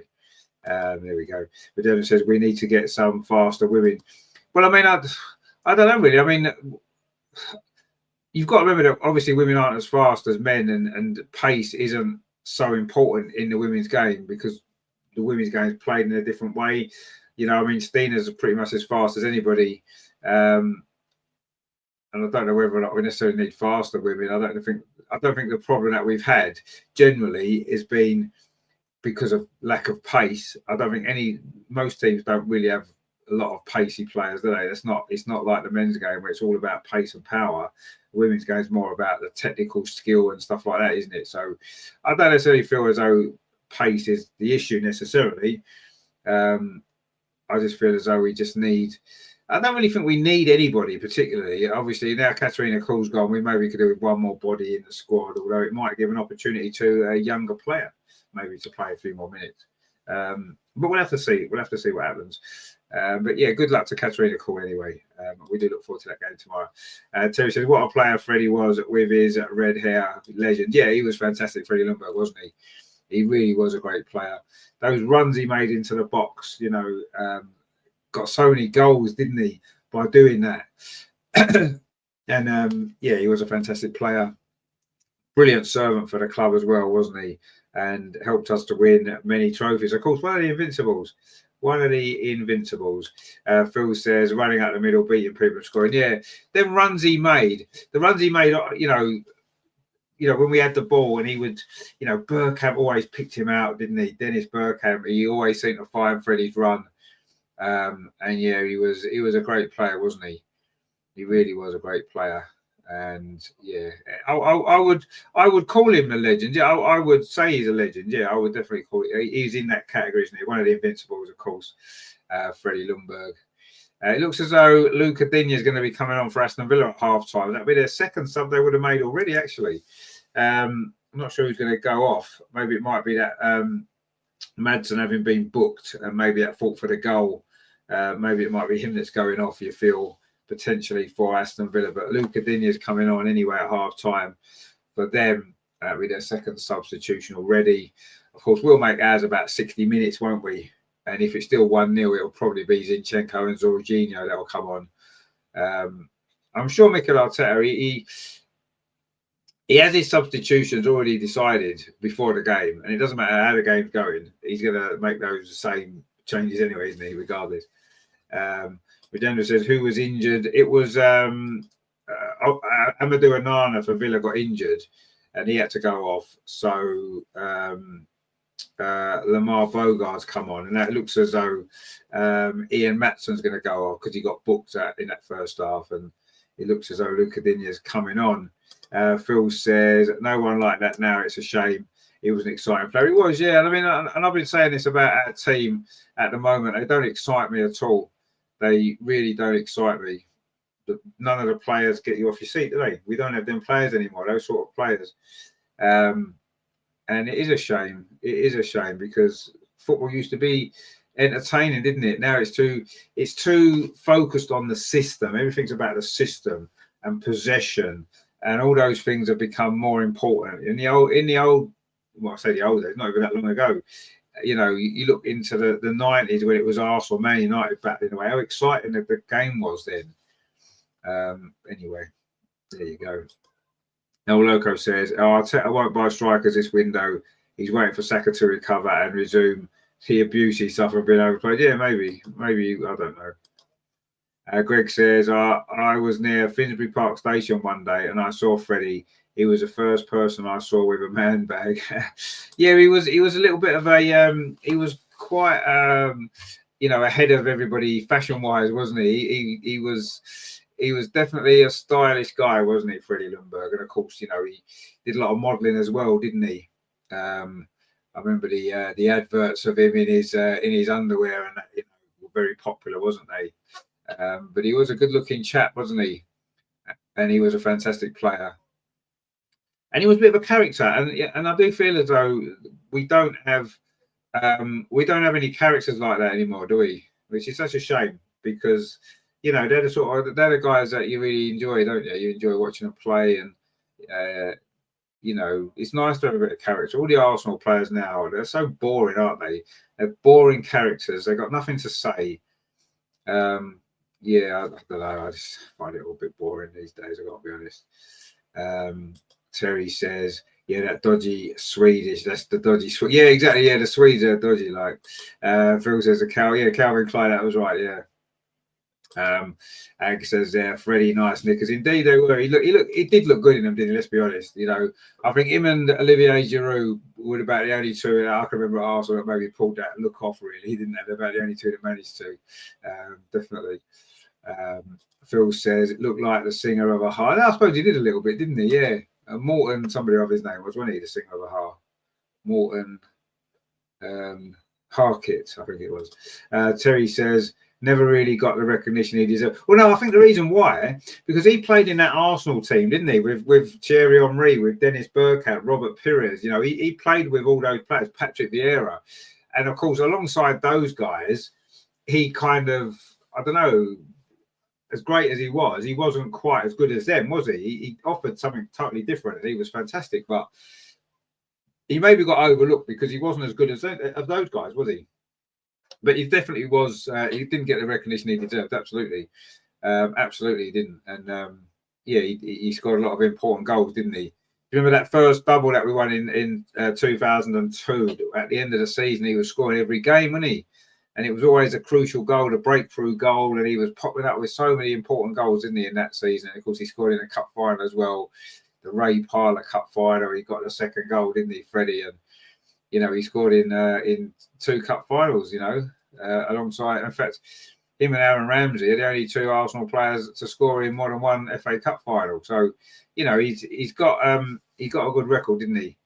Ag says Bjorn Borg. Yeah, Bjorn Borg. Well, I suppose Bjorn Borg. Yeah, I mean, he was a good-looking chap as well, really, let's be fair. And a great tennis player. But I was always more of a John McEnroe fan, I've got to be honest. Bjorn Borg was great, there's no doubt about it, but a little bit dull and boring maybe, whereas John McEnroe was obviously exciting and, with his temperament and stuff like that. Morton Harkett. It was, Morton Harkett, exactly. Yeah, it was Morton Harkett, singer of Aha. Who had a few big hits, didn't they, in the 1980s? Take On Me, of course, the main one that everyone remembers. And the video that I went along with that was quite unique at the time, wasn't it? That video. Greg says he scored some fantastic goals. No, he did score some fantastic goals. Freddie did, absolutely. Ag says Bjorn Borg, and did Bjorn Borg model underwear as well, did he? I'm not sure if I've seen that. But he was a good tennis player as well, absolutely, wasn't he? Obviously one of the best ever. But no, Freddie did score some fantastic goals. Terry says Borg was more Stina looking. Well, with his hair, I suppose he was, wasn't he? With his long blonde hair and that. They were great days for sport, wasn't they? Sort of late 70s and early 80s. You did have personalities, didn't you, in all sports, really, whether it was tennis, football, even cricket, Ian Both and people like that. You had a lot of characters in football, didn't you? And that's sadly, in all sport, I say sadly missing now, isn't it, really? But that's the modern day, isn't it? I suppose the more spotlight that there is on everybody, in terms of, they're scrutinised, aren't they? Every aspect of their life is scrutinised. And I suppose that's what it is. But yeah, it is Madsen gone off, and it is Luca Digne's coming on. And I think that's the yellow card issue. It's very difficult, isn't it? When you get booked in the first half, it's always tough, isn't it, to last the rest of the game and not make a challenge, miss time one, and you're off, aren't you? And I suppose that's a sensible substitution from Unai Emery, I suppose, isn't it, really, when you think about it? Unless there's another issue why he's taking him off, I wouldn't imagine it would be. But the teams are back out for the second half, so Aston Villa have made that second change. And it is only 1-0. Aston Villa will still feel like they're in this game. They're going to have to start taking a few more risks. Anyway, we are back off and underway here at the Emirates. Arsenal attacking the goal to our left, which is the North Bank in this first half. Got that goal, didn't we, in the sort of final 15 minutes of that first half. Gabriel Martinelli, a little bit fortunate at the goal, but we haven't had much luck in front of the goal, have we, in the last few weeks? So I suppose it made a change that something went our way. But there you go. Ag says there too much money today, no feeling for the clubs they play. Yeah, it's partly that, and I think it's partly to do with the scrutiny that everybody's under now. You can't really do the stuff that some of these sports guys used to do in the old days. They could get away with it because the spotlight was on them so much, whereas now they're so worried about negative publicity, and the clubs are worried about negative publicity, that no one can be themselves. You can't have a personality anymore. It's just not allowed, is it? Anyway, Matty Cash hoops that ball away. I think it might well be a free kick. We've played a minute of the second half. It is a free kick to Arsenal over on this near side. Chance to get the second goal, which would be good, wouldn't it? Terry says, I remember Borg trotters. Well, the best tennis trainers were Stan Smiths, weren't they? They were the best ones. They're white and green, weren't they? The Adidas ones, they were nice. I remember them. They were pretty cool, actually, weren't they? Let's be honest. Anyway, it's a free kick to Arsenal on this near side. Martin Odegaard is going to take it. He's got Trossard outside him. He might be better just whipping this in. I don't know quite what he's moaning about. He's moaning about something.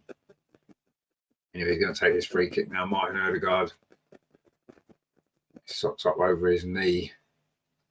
On this left-hand side, what's the delivery like? So the 6-yard box. It's a good delivery. It was Kai Havertz on the end of it. And it's gone wide. I think it's going to be a goal kick. It was a dangerous ball, that, wasn't it? Because it's one of them type of balls that's difficult to defend. The goalie's not going to come for it. Kai Havertz got in between the two defenders, but the angle was always against him. And he wasn't able to direct it on target. And it's gone high and wide. And it is a goal kick to Aston Villa. Second half's not really got going yet, has it? It's been quite pedestrian, but anyway, Aston Villa now trying to play it out from the back over on that far side. When they're coming forward now for the first time. And we've just conceded another free kick over on the halfway line. Arsenal 1. Aston Villa 0. Terry says, I was a trim tram. I remember the trim trams. Yeah, they were cool as well, weren't they?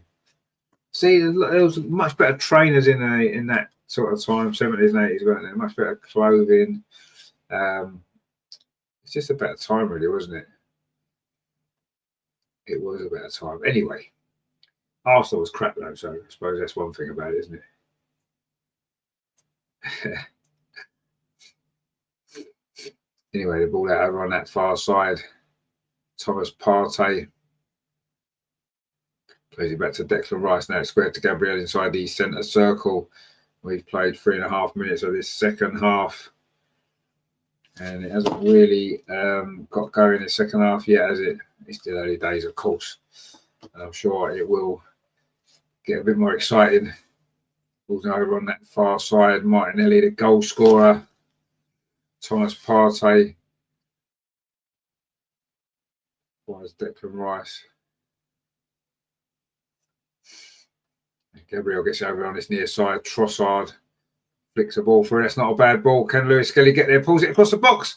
Dangerous ball. And it's shuffled away by Luca Digne, who's just come on. And that was great play there from Miles Lewis Skelly. It was Trossard there. Lovely run there from Lewis Skelly.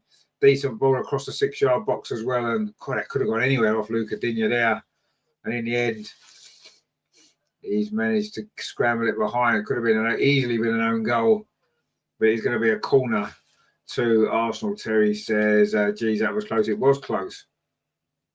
Declan Rice just moved the microphone away so he can get a better angle on this ball. And Arsenal looking to try to find the second goal, which you do feel would probably be enough in this game. Aston Villa haven't offered really enough, have they, so far, to suggest they could come back from 2-0 down. But obviously, a one goal lead is always a shaky. Anyway, Declan Rice has come to the far post. I think it was an Aston Villa head, took it out of Martinez's hands. I think it was Tyrone Mings. I think the goalkeeper would have just claimed that, actually, if it wasn't for the header. I don't know if there was a lack of communication there. And it's going to be another corner to Arsenal. Anyway, that's the upshot of all of that. Is this going to be the first game of this weekend that's going to be a home win? Because all the others today was away wins. All the earlier games, but all away wins. Incredible, really. In fact, there was only one home team scored, and that was Newcastle's goal, Bruno Guimaraes, against Bournemouth. But it ended up 4-1 to Bournemouth. Another deep corner. Marino heads it back into the danger area. Trossard shot from outside the box. Very similar position to where Heung Song Min scored the other night for Tottenham, actually, but that one was deflected away. Arsenal still in possession. Touched by Marino to Trossard, crosses headed away by Boubacar Kamara. That's a bit I can't really get out in a minute. Marino heads it forward again. And now Declan Rice has got the ball on halfway over on that far side. This is good pressure from Arsenal at the start of this second half. Declan Rice has run a long way with the ball. Touches it back to Martin Odegaard. Whips across in, but Martinez comes and collects that. Emi Martinez, he's never going to have any issues with balls like that, is he? He'll claim them all day long. And there he rolls it out to that far side. Luca Digne bringing it forward for Aston Villa, a half-time substitute, of course. And is that an offside against Jacob Ramsey over on that far side? It is. And it is going to be a free kick to Arsenal.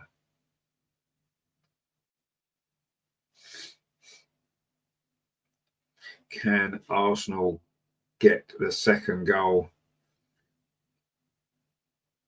Which I do think that's I think the next goal, if Arsenal score it, that's all over.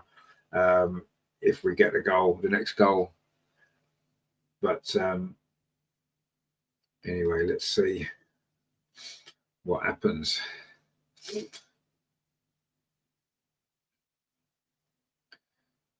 You do feel that Aston Villa are going to have to, take a few more risks, aren't we, as we go along into the second half of this game. They've been quite conservative, haven't they, so far? They've not really taken too many risks at all. They've been playing on the counter-attack, and it hasn't really worked. They've had one or two half chances, but they've not really created too much, have they?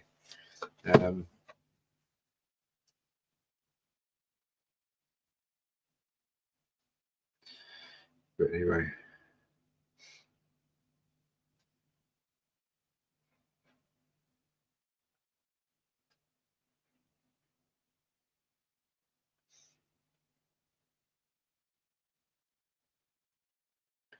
Arsenal coming forward now.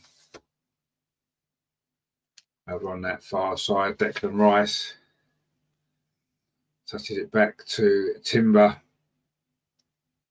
You do feel it's a makeshift Arsenal defence. So, we could end up conceding a goal somewhere along the line.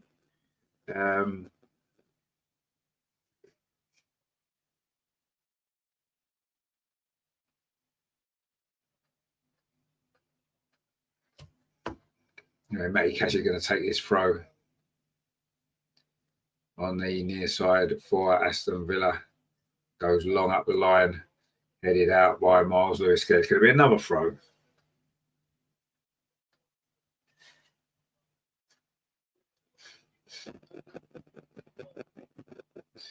It's a long ball played forward. Kai Havertz trying to hold it up. Isn't able to. Aston Villa can't keep the ball at all in the early part of the second half. And they still can't keep it because they're just giving it away back to Miles Lewis. Skelly goes back to Gabriel.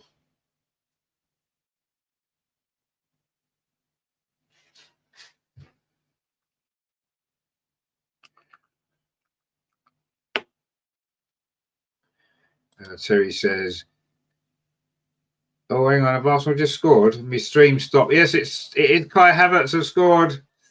He finally gets himself a goal. It looks like Trossard's another assist.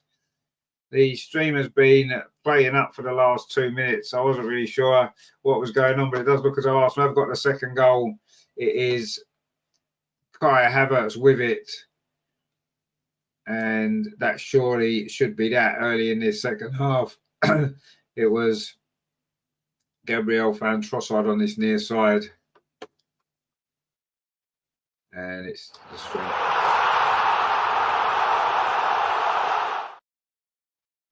But anyway, it is a goal. It is 2-0.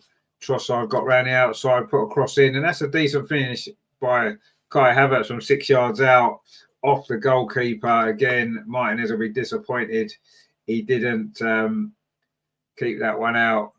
It was a decent volley, but it was straight at him, and he's just deflected it into the corner of the net. Emi Martinez, he'll be disappointed with the 2 goals he's conceded. That was straight at him. Look, it's straight at him, and he's dived the wrong way. Mark C says, good play from Trossard. It was good play from Trossard indeed. Get in, he says, then at 29 finally, says Greg. It is his little goal drought's over. Phil says, jolly good indeed. Surely that'll be that, won't it? Surely that will be that. You can't see Aston Villa coming back from this now, can you? I think that's the 3 points in the bag. And Kai Havertz's goal drought is over.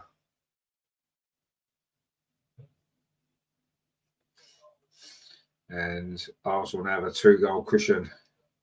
Well, Aston Villa always giving the ball away straight away, playing it out from the back. It's not really worked for him, has it?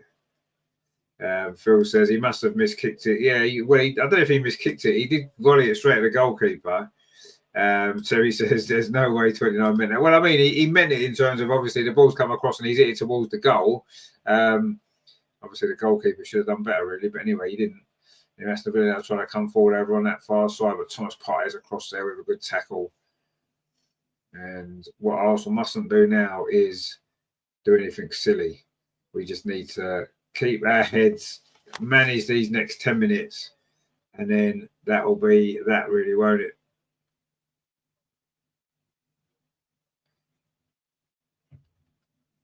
And Aston Villa have got a free kick over on that far side.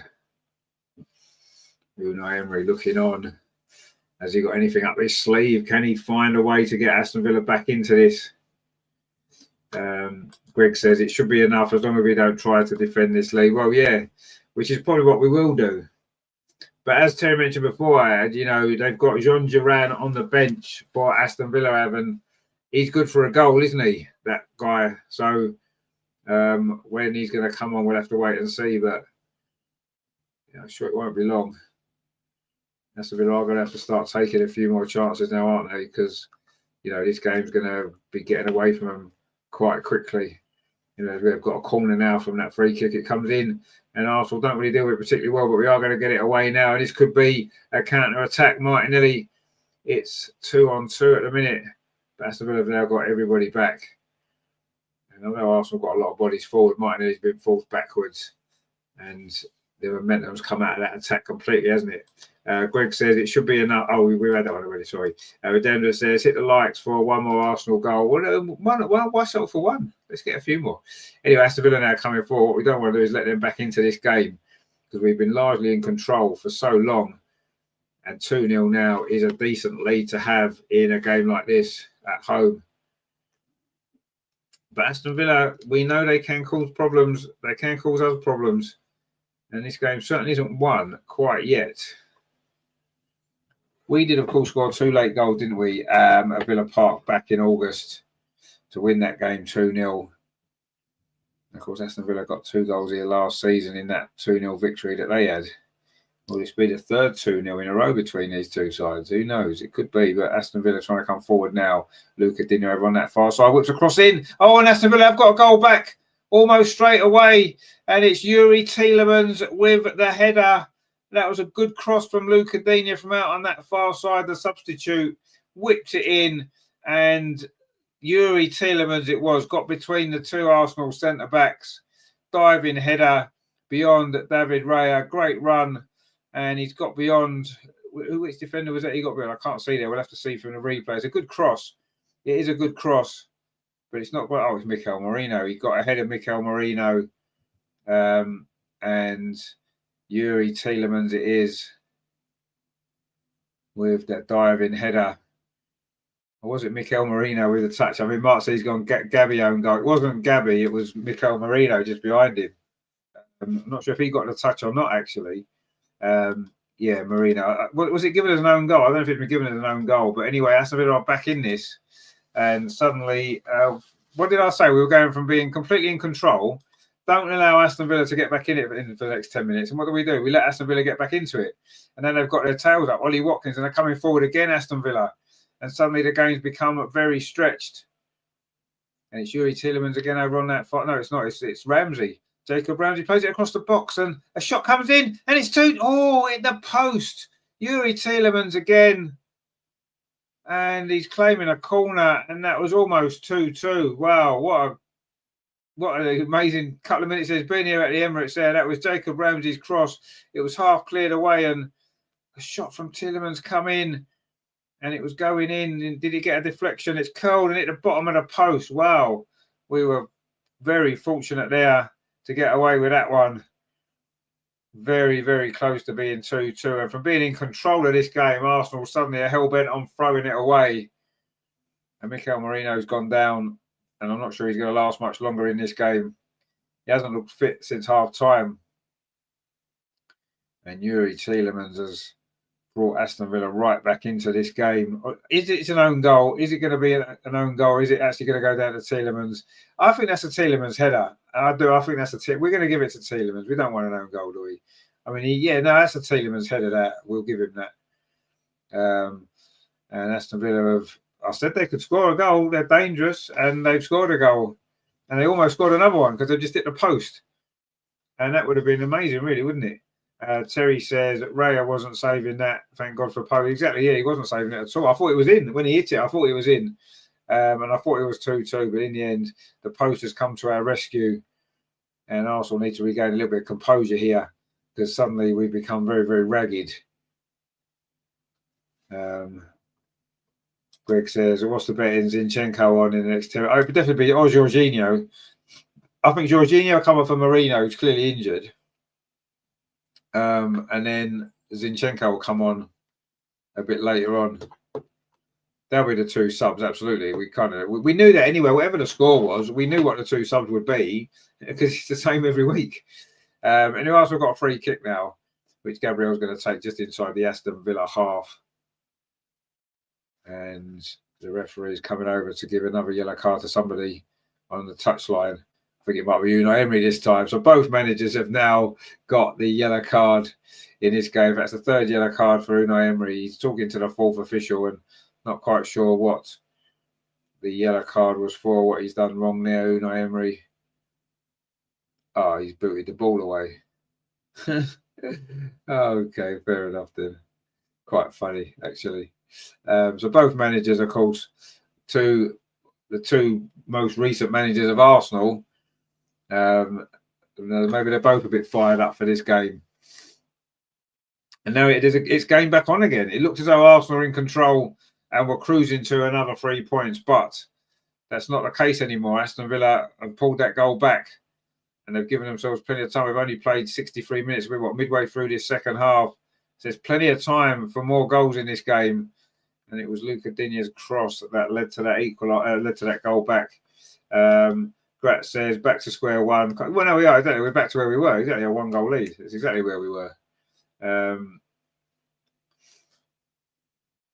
So it's almost like that second goal has just been cancelled straight out, and it's a corner now to Arsenal on this near side, on that far side. Sorry. Oh, I don't know if that was. Anyway, it's been given as a corner. Terry's asking Grat what he had for it. What did he have for dinner? What food did they do in the pub? Was it nice stuff? Did you get something decent? What did you get? You have to let us know. We do love our food on this channel, as you know. In fact, at one point we were almost a food channel, wasn't we? With the amount of food reviews that we did. Anyway, it's a corner to Arsenal. So maybe we'll have another goal to whet our appetite. The corner comes in towards the near post. Martinez gets a punch on it. Gabriel's underneath it. And then Trossard with an effort that's causes a little bit of pinball inside the penalty. Arsenal still haven't got it away. He's going to fall to Martinelli. He's volleyed it over the top. And he's claiming a corner, but it isn't going to be a corner. And the ball just was pinging around the penalty area, wasn't it? Arsenal couldn't get it away. Gabriel dinked it forward, and then Martinelli's volley was over the top. And Aston Villa trying to play it out from the back and managed to get away with it this time. They've caused themselves 1 or 2 problems doing that in this game, haven't they? But they managed to get away with that one. Now they're coming forward over on that far side. But the ball played back to the goalkeeper. David Raya has come outside his penalty area and then goes long. There's still no sign of John Duran, actually, for Aston Villa. Still on the bench. I think he scored 10 goals this season and he hardly starts, does he? Grat says the only good thing that can come out of this is that Villa is trying to go forward for the equaliser and open up at the back for Arsenal to do a quick cut. Well, yeah, exactly. Yeah, that's always going to be the danger, isn't it, for Aston Villa? But they need to take risks, won't they? They'll need to take risks if they're going to get anything from this game, because you don't get anything from sport unless you're prepared to take risks sometimes. Anyway, Arsenal got a corner which Kai Havertz has won. And he did, of course, score that second goal, Kai Havertz, which is good. Dennis Bergkamp there is up in the stands. I wonder what he makes of this Arsenal team.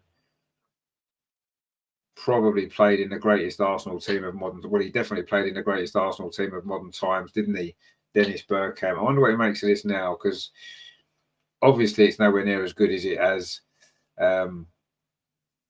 the days when he played. And Mark C says, funny, it always appears to me we're slow. And we do, well, it's because we just end up going backwards, don't we? We end up going backwards. Anyway, Trossard with a volley inside the penalty of Aston Villa to get it away. Now Aston Villa can launch a counter-attack. And it's Ollie Watkins over on that far side. He's made a lot of ground up the pitch, actually. And then he's fouled by Trossard, who's probably going to get himself a yellow card. Mark C says, DB 10 in the house. Indeed, probably the greatest player I've ever seen play for Arsenal. Yeah, some people will say that Thierry Henry. And you can understand that, can't you? Oh, surely that's a yellow card for Trossard, isn't it? It's got to be. It was a yellow card. He's absolutely wiped him out, hasn't he? Well done, Trossard. Anyway, it's going to be a free kick to Aston Villa over on that far side.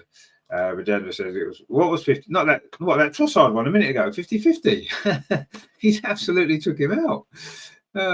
Anyway, it's a free kick over on that far side to Aston Villa. So this could be a dangerous moment for Arsenal. 67.5 minutes on the clock. Arsenal 2, Aston Villa 1. The free kick comes in towards the penalty, headed sort of out a little bit by Mikel Merino. Not really very far, though. Comes to Matty Cash. He can get a cross in. It's a good cross to the far post. And it is 2-2. And it's Ollie Watkins. And Arsenal have capitulated here at the Emirates. And Aston Villa and Ollie Watkins have done it against us again.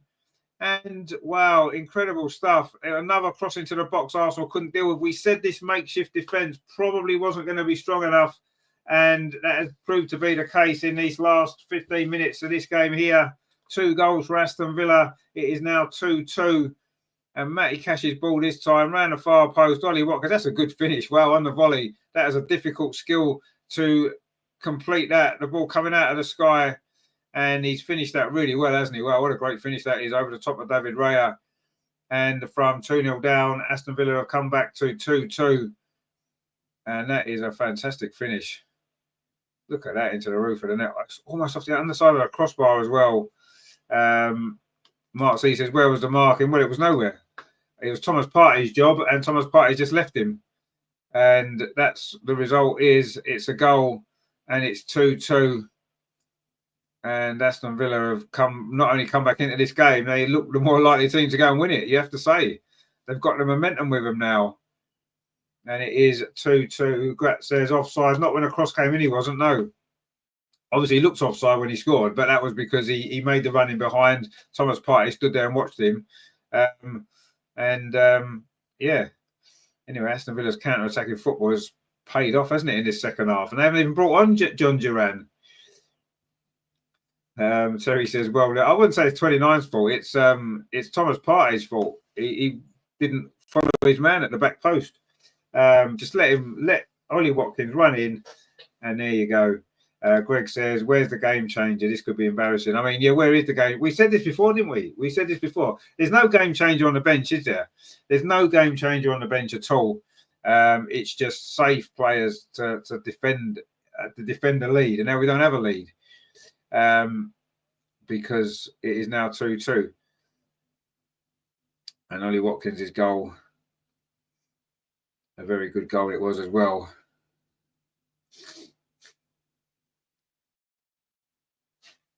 And Matty Cash has got some blood in his mouth, so he's had to go off to get that sorted out. El Loco says, as usual with Arteta's teams, we've got no one on the bench to change things. No, we haven't. No, we haven't got no one. And Aston Villa still got John Duran and Leon Bailey to come on to win it, haven't they? They've just got them in the picture there.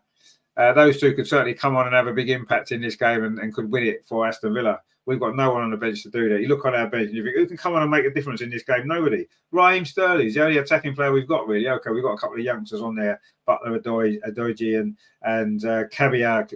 But they're young players. You can't really come on and have an impact in this game with 20 minutes to play. Honestly, it's almost embarrassing that this is a squad that we've got after 5 years and nearly £800 million spent. This is what we've got.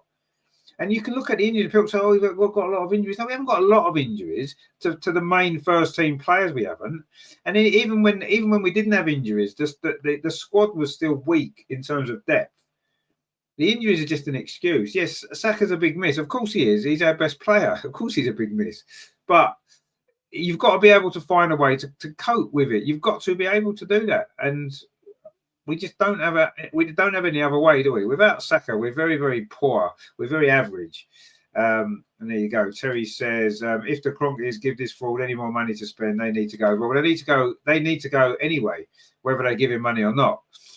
Quite honestly, and I think that the owners are the biggest problem. They don't have the ambition to make this club successful. We need a new David Dean. We said it on the show the other night. David Dean was the guy that drove Arsenal forward, and we need another David Dean. And the Kroenkes aren't a David Dean either. They don't care about trophies. They don't care about winning things. They're just happy with taking the money and running. That's all they want to do. And until we get new owners, we're not really going to achieve anything much, are we? Plenty of people are happy finishing in the top four, making a challenge for a title every so often, getting knocked out of all the cups early. No one's bothered. Terry said, stop blaming Arteta, it's the bloody ball. Actually, yeah, it will be the ball. It'll definitely be the ball. That second goal was definitely the ball. El Loco says, Villa has Duran, Bailey and Malan on the bench who can find the net. We only got poor little Sterling. He's got no legs. He hasn't got no legs. He's got no legs and a big arse, Raheem Sterling. And we wonder why he can't play football very well. Anyway, Trossard has had a decent game today, set up both the goals. But both the goals so far are not going to be enough to give us the victory unless we can find another one. But the second half certainly been more entertaining, hasn't it? Wow, it's been quite remarkable, actually. When we got the second goal, we thought that was it.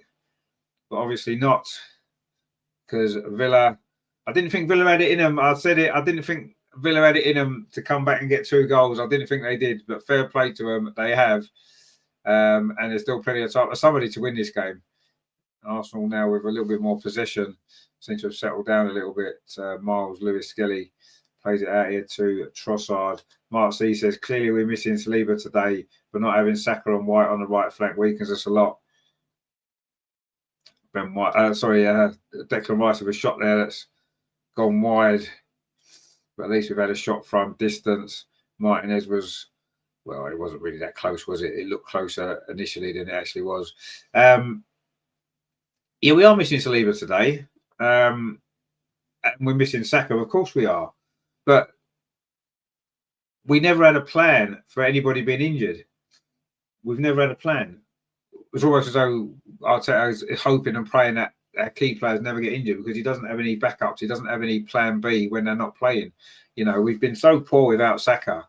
So poor in the attacking sense. It's been pedestrian. It's been boring. I know this game's quite exciting. It's got more exciting because we've allowed Aston Villa to get back into it. Terry says, if I'm Saliba, I'm off this month or in the summer.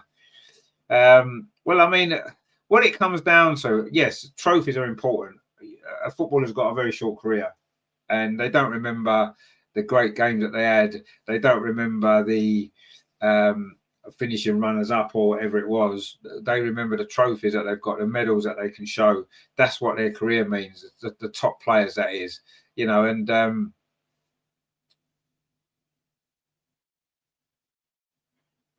that's important. But also as well, if a big club comes in with a big offer, a lot of money, Tielemans has done well there. Got to have a really tight situation, and suddenly Aston Villa have got a counter-attacking opportunity. There's space up on this near side. Matty Cash is steaming forward for Aston Villa.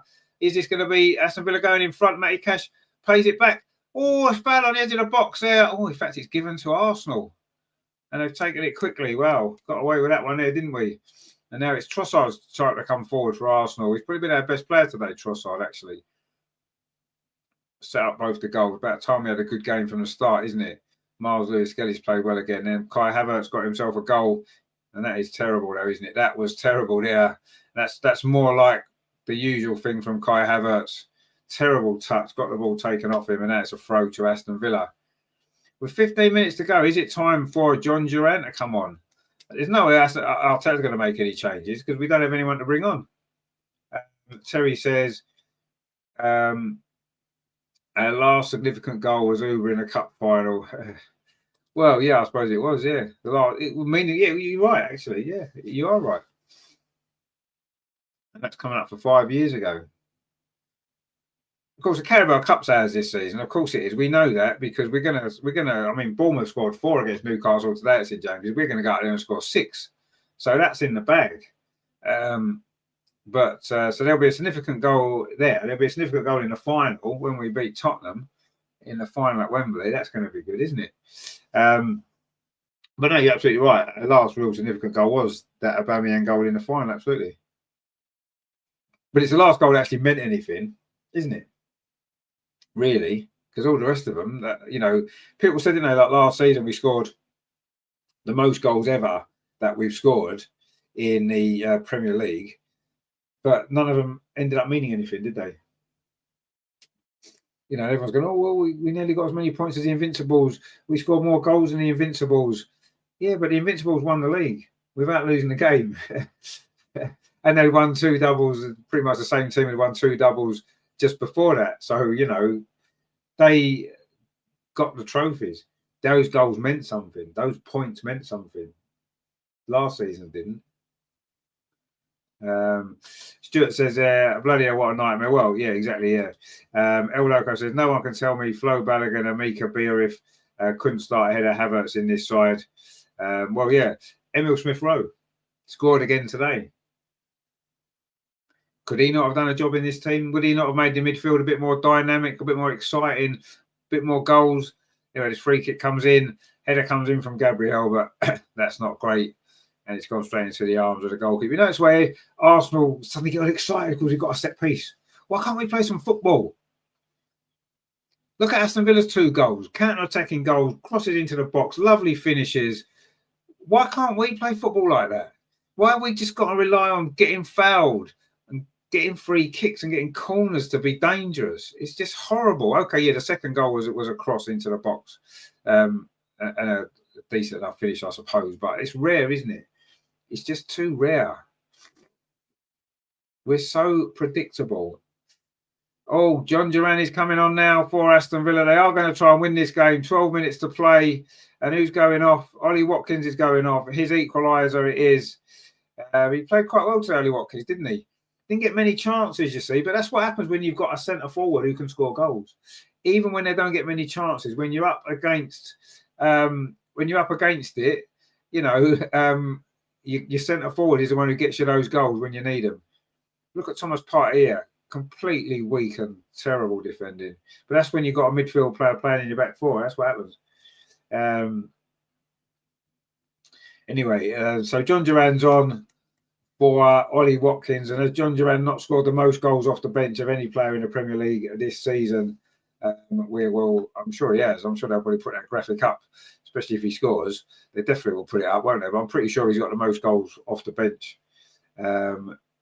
El Loco says, here comes trouble. John Duran, indeed. He's a very, very good player. He knows where that goal is, that's for certain. Greg says he's going to try and convince everyone we was the better side and just unlucky. Oh, he will absolutely convince everyone we was the better side. And the way he'll do it, oh, Raheem Sterling's coming on, guys. We're safe. He's going to score the winning goal. Raheem Sterling, who's got no legs left. He is going to come on and score this winning goal for us. Here we go. See, we were saying we've got nothing on the bench to change a game. We forgot about Raheem Sterling. He's going to come on and change the game, isn't he? That useless twat. He'll bring on Zinchenko next. Anyway, Aston Villa have just lost the ball. It looked like it was a foul, actually. Marino's cross. Tyrone Mings has it more up than away. And then it comes out to Trossard. Oh, he's done well, Trossard. Is he going to get another assist? Oh, that's not a great cross, though, is it? In fact, it's going to go behind for a goal kick, is it? Or is it going to stay? It's going to stay in. Luca Digne just boots it out. It's going to be a throw.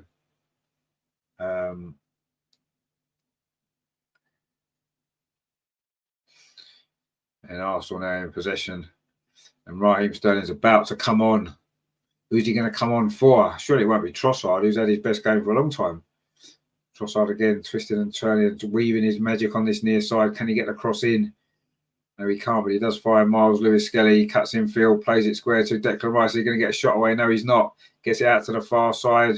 And Arsenal seem to be a little bit more urgent now. So a little bit more urgency. Declan Rice's ball. It's a good ball over on that far side. Thomas Partey pulls it back. Martin Odegaard's shot's blocked.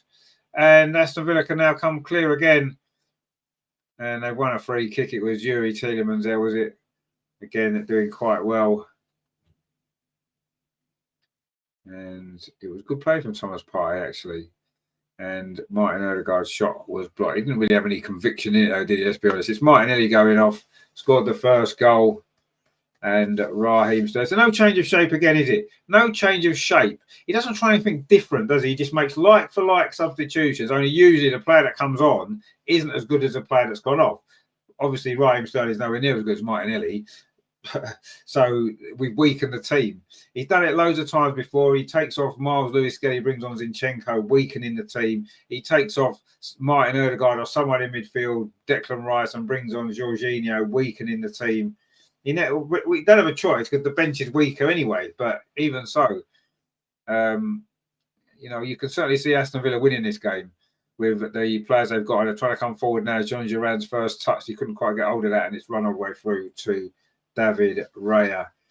Grat says there, time to get Bergkamp, Henry, Walcott, Adams. Well, to be honest with you, Bergkamp's in the stand, and although he's 54 years old, is he? He could do a better job than most of these players. He could do a better job than Raheem Sterling, couldn't he? Dennis Bergkamp at 56 could do a better job than Raheem Sterling. I'd have been more tempted to get him on. He's up in the stands. He's here today. Give him a kit. Sure, they could give him a kit. Get him on instead. And he'd definitely have more impact than Raheem Sterling's going to have in this game because he's going to have absolutely no impact whatsoever. Anyway, Declan Rice now gets his ball up his near side to Trossard. And now it's back with Declan Rice again. Wasn't a great ball because he slipped as he played it. But Arsenal did manage to keep possession. Thomas Partey over on that far side. He's Raheem Sterling now goes past a couple of players, plays the ball up that far side. Wasn't a great ball. And Tyrone Mings lets it run out of play for a goal kick. And we're into the last 6.5 minutes of normal time. And Leon Bailey's coming on now. Aston Villa going for it, aren't they? Unai Emery is going for it. He wants to win this game. He wants to win this game. Fair play to him. Leon Bailey it is. See, it would have been easy, wouldn't it? If this was Arsenal away from home and it's 2-2 with 5 minutes to play, Mikel Arteta brings on 3 defenders. Unai Emery is bringing on 2 forward players. 2 forward players that can score goals. Okay, he's got them on his bench and we don't have them yet. But even if we had them on the bench, he wouldn't make those changes. It's Jacob Ramsey going off. And Leon Bailey, who did, of course, scored a second goal here last season, didn't he, at the clock end, if you remember. I can't remember if he started the game or if he came on. Anyway, he scored the second goal, didn't he, last season? I think Ollie Watkins scored in that game as well, didn't he, the first one? So, you know, will Leon Bailey add to Watkins' goal? And will Aston Villa win it? But that is brave. That is brave management, that, isn't it? Trying to win a game away from home against a team where you was 2-0 down. I say Mikel Arteta will be bringing on 4 defenders. Absolutely, we're bringing on 4 defenders, hanging on for a draw. Unai Emery wants to try and win this game. He can sense an opportunity to win this game, and he's going for it, isn't he? And you've got to admire that. I do. I love managers that are prepared to take risks. I love teams that want to try and win games and are not just trying not to lose. So I like that. Well done, Unai Emery. And if it pays off for you, mate, I'll take my hat off to you. I really will. Because there's no way Mikel Arteta would do that. Even if he had the players on the bench to do it, he wouldn't. He'd be satisfied with a 2-2 draw. Satisfied. Unai Emery's not satisfied with a 2-2 draw. He wants to win. I'm not saying Mikel Arteta is satisfied with a 2-2 draw in this game, but we wasn't 2-0 down away from home and got it back to 2-2. In those circumstances, he would be defending. You know, we're coming forward now. We're at home. We're expected to come forward. Martin Odegaard just gone down, not given a free kick. And now Aston Villa can launch a counter-attack. They've got bodies steaming forward here. This could be dangerous for Arsenal. It's Leon Bailey over on this near side. His first touch actually inside the penalty area. Leon Bailey's got a couple of players for company. He pulls the ball back. And David Raya just about makes the save. And that could have been a moment there for Arsenal to go behind. And in the end, it was a shot from the edge of the box. I'm not sure it was a shot. I think it might have been, was it Boubacar Kamara maybe? Anyway, it was a save by David Raya. And Arsenal got caught out there. Stuart says there, come on Arsenal, buck your idea as well. Yeah. There you go. Gret says there, speaking of Dennis Bergkamp, one of my many cousins was together with a lad that looked a lot like Bergkamp. It was like steering on his Swedish counterpart. Oh, wow, okay. He was lucky when he looked like Dennis Bergkamp. Wow. You know, Arsenal coming forward now on his near side with Trossard. He seems our most likely player to do something, make something happen in this game. He's played well. I say it's about time he's played well. Declan Rice now also bursting forward, trying to make something happen. Gets to the byline. Can he get across? And he does get across. It's not a bad cross, but there's no Arsenal player there. It does come to the edge of the box. It's deflected. Has it gone in? It has gone in. It's Mikel Merino. There's a little bit of a doubt whether the goal's been given. Has it been given? Has it been given? I think it has been given. I don't know why it wouldn't have been given. Mikel Merino's shot looked like it took a deflection. And it's Mikel Merino's goal. Declan Rice made that with his energy. And Arsenal got out of jail here. There's no doubt about it. We have got out of jail.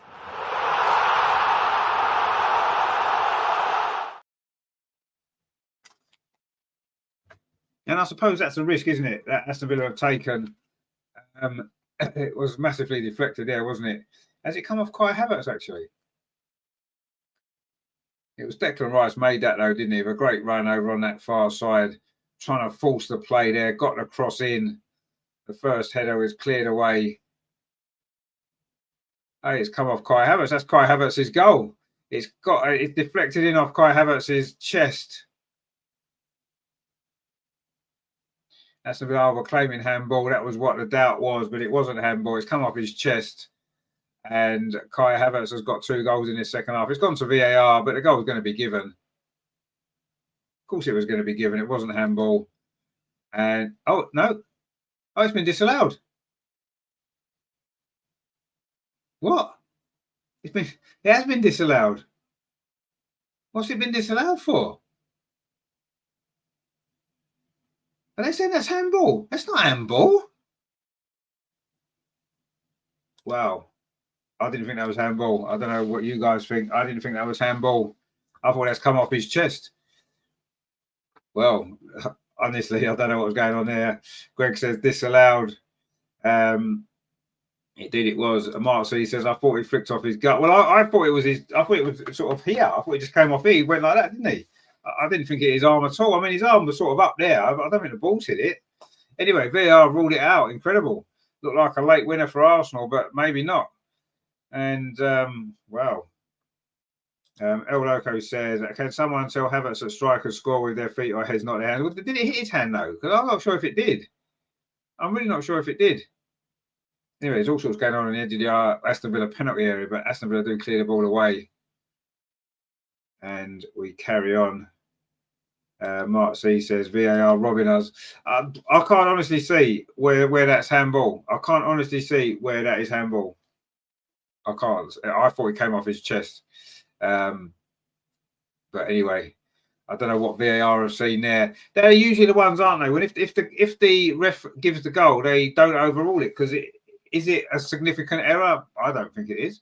El Loco says that disallowed goal will be the perfect excuse. Well, yeah, it will be the perfect excuse. Yeah, I suppose that's the unfortunate thing about it. It will be the perfect excuse. Anyway, Trossard now pulls it back towards the edge of the box. There's a good tackle. Shot comes in. Hit the post. Is it not going to be Arsenal's day? Trossard and Martinez saves it. Incredible late drama here. Arsenal are trying to win this game finally in the last 5 minutes. We got a bit unlucky there when it's hit the post. And then Martinez makes a good save. Whose shot was it at the post? Was it Mikel Merino? It's deflected onto the post. And then when it's come back to Trossard, that's a decent save from Martinez. And was it Mikel Merino's shot? It was. Mikel Merino's shots hit the post. And then a scramble around the box, and Trossard's shot was scrambled away. And Martinez celebrated that like a goal. But it's a corner to Arsenal, which is always a dangerous sign, isn't it? But drama, late drama here. It's going to be 7 minutes of stoppage time as well. So the late drama isn't over yet. But it is a goal kick to Arsenal. And there's going to be 7 more minutes of drama. And that was, wow, that was drama in its finest there, wasn't it? As the ball hit the post for Merino, came out to Trossard in the end, and Martinez scrambled it behind. Well, Martinez scrambled it away, and I think it was Matty Cash put it out for the corner. Wow. Incredible stuff. Incredible late drama here at the Emirates. Kai Havertz goal disallowed. For what reason, we don't know. Handball. Didn't look like handball. Was he offside? Was that what it was disallowed for? Was he offside? Maybe that's what it was. I don't know. Anyway, it's been disallowed. We'll find out a bit more about it later on. And Kai Havertz was denied what would have been his second goal of the day and what would have surely been a winning goal for Arsenal. But Aston Villa is now coming forward, looking for the winning goal themselves. You do feel as though this game isn't over yet, is it? Is the ball over the top looking for John Duran? A little bit of space for him over on that far side. Plays it infield. Wasn't a great ball actually to Yuri Tielemans, but Aston Villa do manage to keep possession. Anyway, the ball's now come to the edge of the box. The shot comes in. Oh, he's took a deflection from Tielemans. He's claiming a corner. I thought that took a deflection, but it's given as a goal kick. And it did look like it took a deflection there, didn't it? But anyway, it's given as a goal kick. Mark C says they ruled it handball against Havertz. Oh, right, okay. I don't know. It didn't look like handball, did it? I'll have to see it maybe again. I'm sure they'll show it again at the end. Anyway, there's 2.5 minutes of stoppage time played. I say it's going to be 7 minutes. So there's still 4.5 minutes to play. There's still time. Mark C says it wasn't. It didn't look like handball. It didn't look like handball.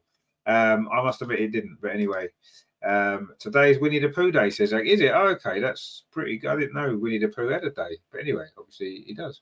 Fair play to him. Anyway, Martin Odegaard now coming forward for Arsenal. Finds Miles Lewis-Skelly. Dinks the ball over the top. Is it going to find Thomas Partey right over on that far side? It does.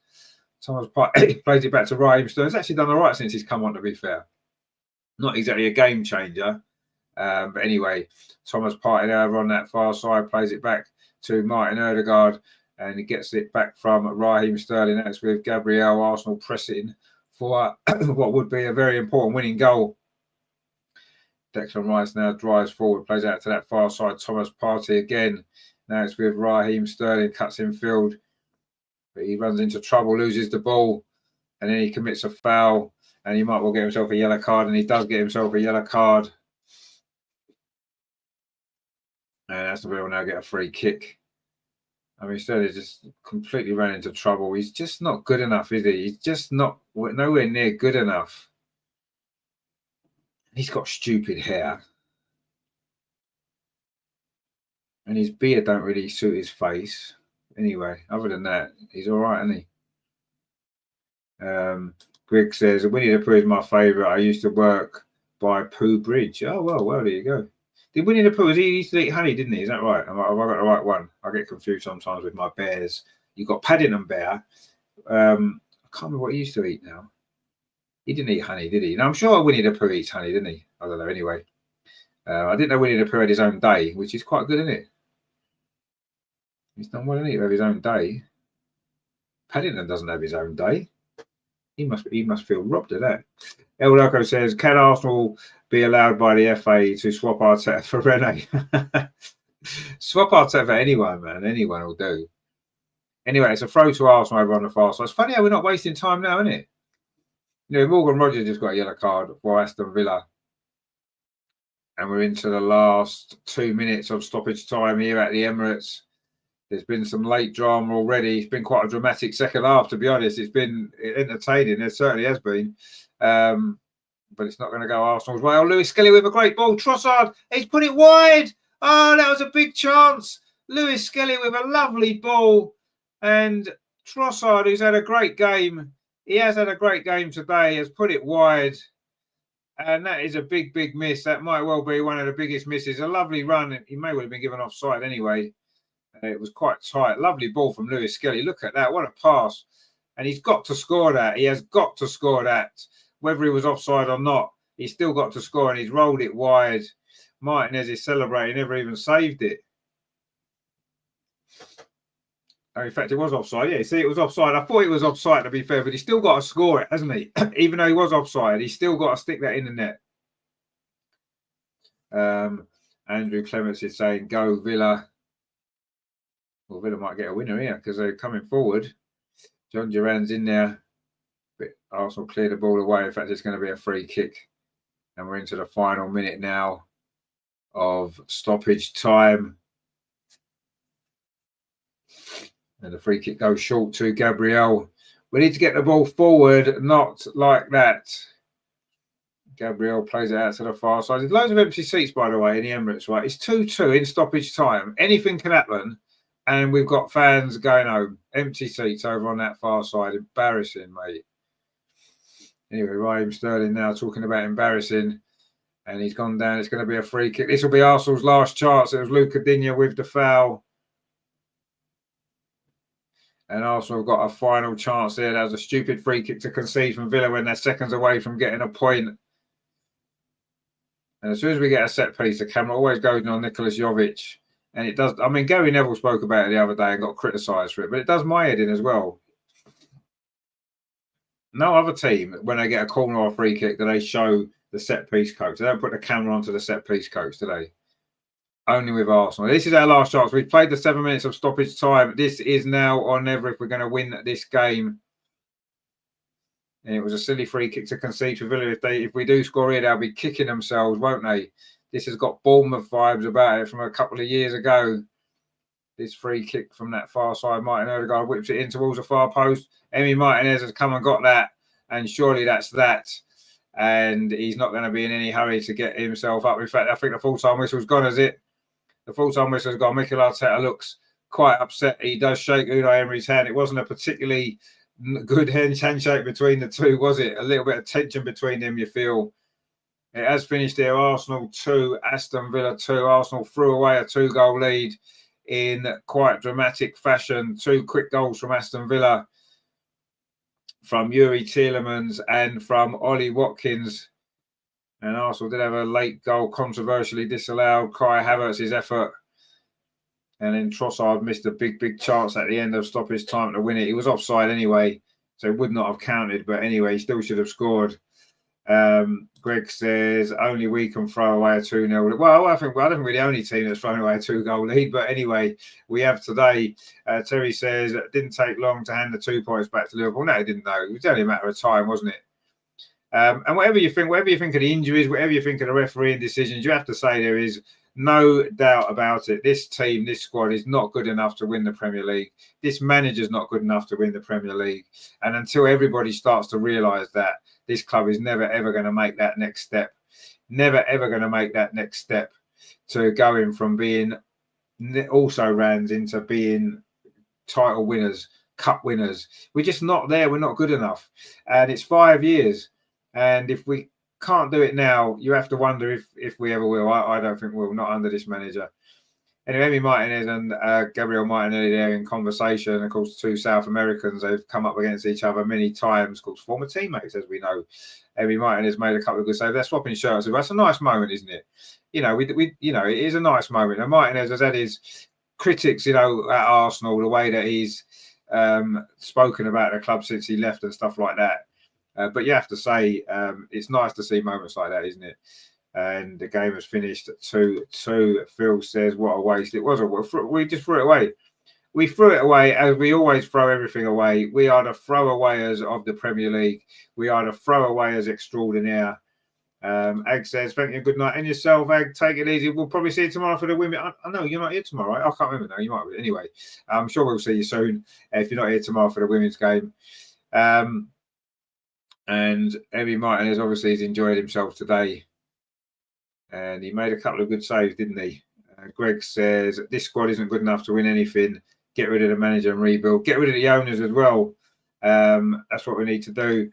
Grat says, well, don't give up yet. Remember what I said about becoming the health manager for Paul? Well, yeah, but you're not yet though, are you? That's the problem, isn't it? One day you might be. But Aston Villa again have come to the Emirates and come away with a result. And yeah. And Arsenal, though, we're the architects of our own downfall today, wasn't we? From 2-0 up, we should have won that game. And in the end, we were maybe fortunate to get a draw. We could have won it, of course, at the end. The disallowed goal will be talked about a lot. But let's not make that cover up the faults with this squad, with this team. We're not good enough. And we're miles away from where a lot of our fans and even the media think we are. We must be the most overrated team that there's ever been in the Premier League history. We are so overrated, it's unbelievable. Dean says, party at right back is a shambles. Yeah, it is. It is. But then, would it not have been better today to have kept Timber at right back and, maybe played Kiwior at centre back, which is his natural position? Would that not have been better? Mr. Potts 5000 says, bottled another lead, 800 million spent, no trophies. No, you don't need to tell me that, my friend. I'm 100% with you. You are dead right, and I agree with you. Phil says, I'll take her out. Please, can we get rid of him? Please. Because the problem is we have got a whole bunch of people, a whole bunch of fans. Well, we're second in the league. It's not over. Look, I don't care if we're second in the league. Look at this squad, right? Look at this squad. Look at it, right? There's no way near. Look at the team. It's nowhere near good enough to win a Premier League. Come on. We've been fortunate as Arsenal fans. Right? We've seen Premier League winning teams, right? We've been lucky enough to witness that. This team's nowhere near as good as that. Nowhere near as good as any of those Premier League teams that we've had to win the league. You have to be a special team to win a Premier League. This isn't a special team at all. And you need a special manager, and we don't have that either. Grat says there, the reply of the third shows no clear indication of how. I haven't seen the replay yet. I'm going to have a look at it again. Dean says, completely agree, Rich. Timber right back was always the better idea. Of course it was, yeah. Grat says there, not Premier League perhaps, but the Champions. Well, we're not going to win the Champions League, are we? Let's be honest. We are not going to win the Champions League. I doubt we're going to win anything. So, okay, Arsenal picked up a point today, but no home teams won. No home teams won today. Incredible. And there's some games tomorrow, of course. 4 games tomorrow It's going to be interesting to see how they go, of course, including Nottingham Forest. If they beat Southampton, they will go above us. We'll be down to third. And had Newcastle won today, they'd have been closing that gap as well. Terry says, look at the fans' faces. Let's hope they remember this and come back and say we were crap, can't keep covering this mess up. No, I agree with you. Dean says, Bournemouth with injuries managed to smash Newcastle. We play on it and blame it on drop points. Woeful. I agree with you, absolutely. Ag says, if my team in Sweden comes second, I would be so happy. Yeah, but see, that's different expectations, isn't it? You know, if you're supporting an English team, maybe someone like, I don't know, a Bournemouth or a Brentford, and they were to come second, of course you'd be partying for weeks, wouldn't you? But we're Arsenal. We are Arsenal, and that is not good enough. That's not good enough for Arsenal. You know, not now, not after 5 years and 800 million. It might have been good enough in his first couple of seasons. I'd have probably took it. We'd have been delighted, but not now. Not this far into it. Not playing the way that we are. Not with this squad that we've got. It's just, look at it. Look at the squad that we've got, man. It's horrible. Horrible. This team is horrible. And we were second in the league, but I don't even care. It's horrible. LG says, don't worry, guys. We're still in phase 5. Well, we must be in phase 6 now. It's got to be phase 6, hasn't it? Surely it's phase 6. Anyway, Nottingham Forest win tomorrow. They go above us, by the way. Nottingham Forest will be above us after 22 games. Just let that sink in. Nottingham Forest, who nearly got relegated last season, they will go above us tomorrow if they beat bottom of the league Southampton. The only good thing we can say is that Chelsea are 5th. They're 7 points behind us with a game in hand, but we've got a little bit on them. Give us a little bit of breathing space, I suppose, for the top 4. That's what we need to be thinking of. Phil Sumoff, good night, guys. Yeah, see you later, my friend. We will see you very soon. Thanks for joining us, as always. Of course, good to see you. I hope you will. Grat says the ladies will not disappoint us. Well, no, I'm sure the ladies won't disappoint us tomorrow. So if you do want to see a good Arsenal performance, join us tomorrow at 2:45 because the Arsenal women are playing and they're going to play well. Dean says, aren't there the women's games to salvage the weekend? Well, how many times have we said that? The women's game is going to salvage the weekend. And normally they do, to be fair. Normally they do. And let's hope that's going to be the case, that the women will do that. Actually, let's have a look. They've changed? Why do they do that on Sky? They change the channel, don't they? They have it on and then they put it on a different channel. Anyway, Dee says, too right indeed. Grat says some more in Swedish, which is always good. Dean says too many. Love that side. Yeah, me too, my friend. I absolutely love them as well.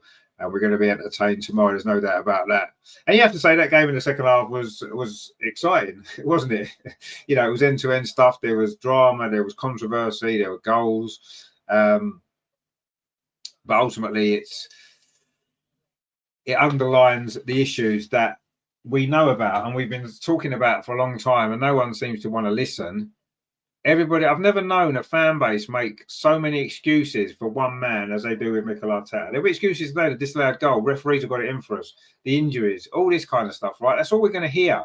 We're not going to hear about the fact that this squad is paper thin after 5 years and 800 million. We're not going to hear about that. We're not going to hear about throwing away a 2-goal lead. We're not going to hear about that. No one's going to say what's gone with this team. You know, why are you playing Timber as a centre back? Why are you playing Thomas Partey at right back still?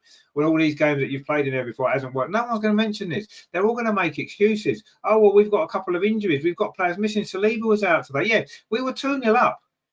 We were 2-0 up and we threw the game away.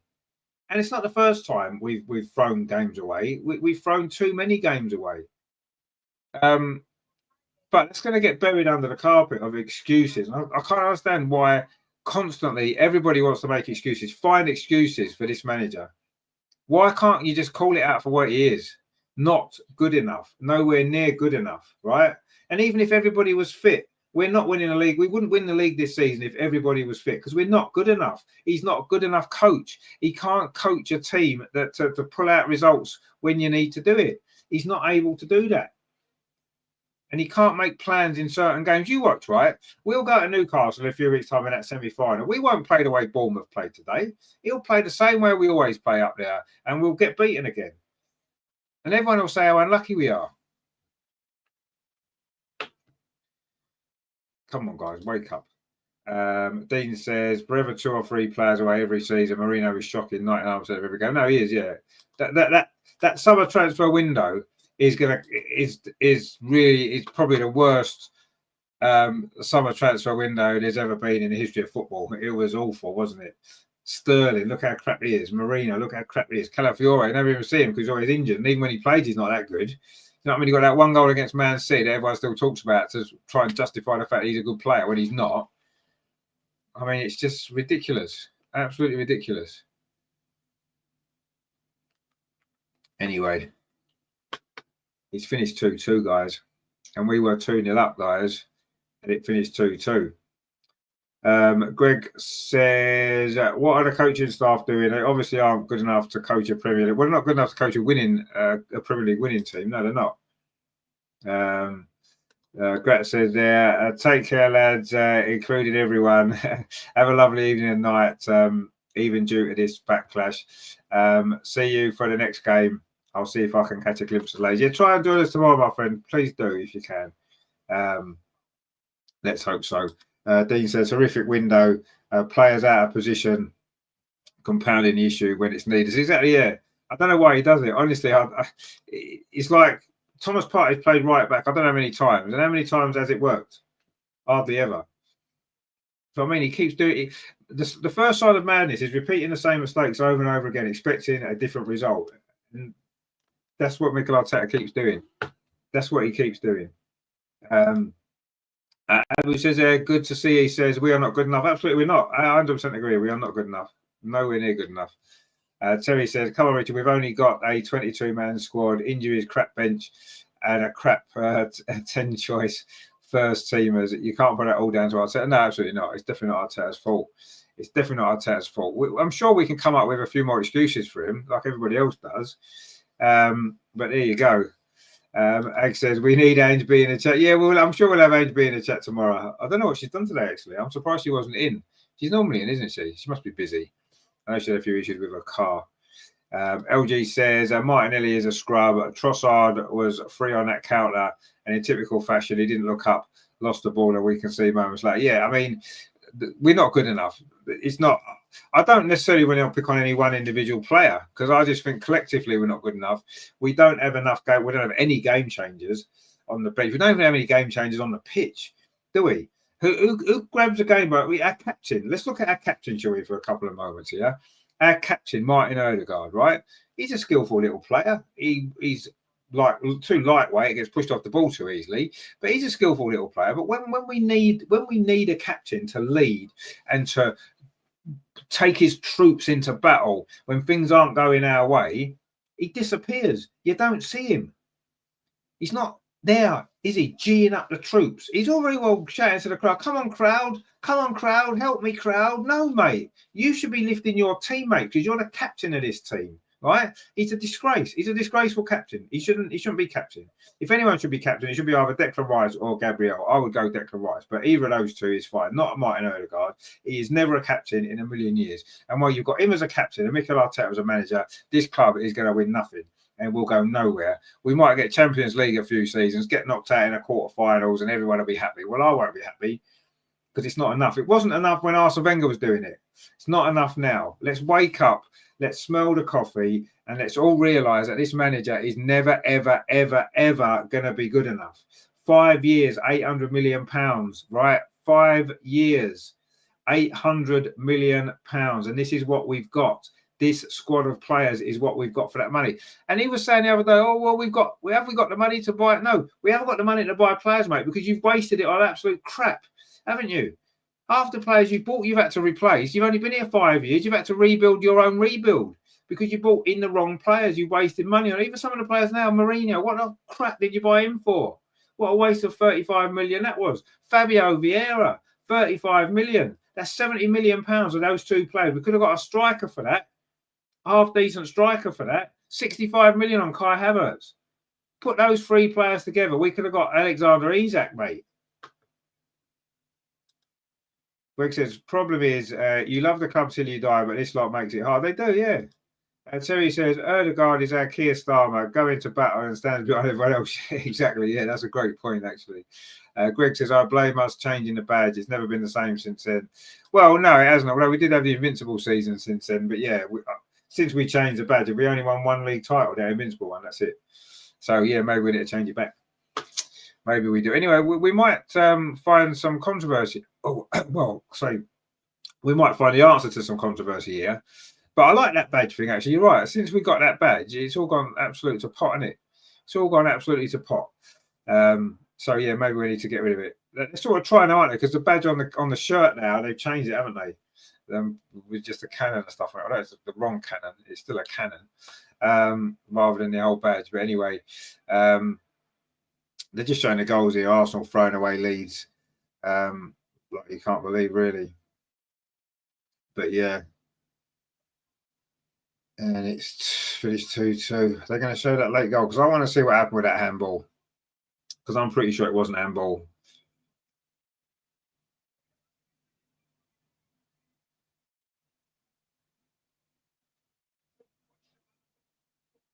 Oh, I see. Because his hand's there, isn't it? His hand's like there across his chest. I don't know if it did or not. I'm not sure if it did or not. I haven't seen a good angle of it yet, actually. It needs to be the angle from the other side.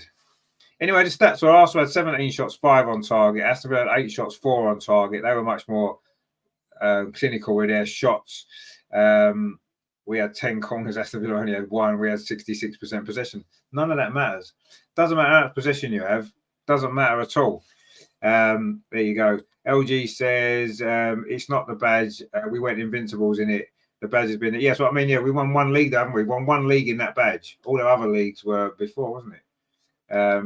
Terry says if Josh is still over here, he needs to grow some balls and sack on Saturday tonight. He won't, though, will he? Absolutely won't. Oh, my pen's bloody leaking everywhere. Look, my pen's leaking everywhere. Look, it's good, isn't it? Christ, how did that happen? It's not my jacket, is it? I'll never get it off. Well, I don't think it is. It's leaked over my hands anyway. There you go. Sums up the day, really, doesn't it? Greg says the way we're firing, they should change it to a pea shooter. Yeah, maybe they should, yeah. But anyway, look, we've been saying these same things here. You know, I have, Greg has, Terry has, lots and lots of us have been saying that. But unfortunately, there's not enough people who people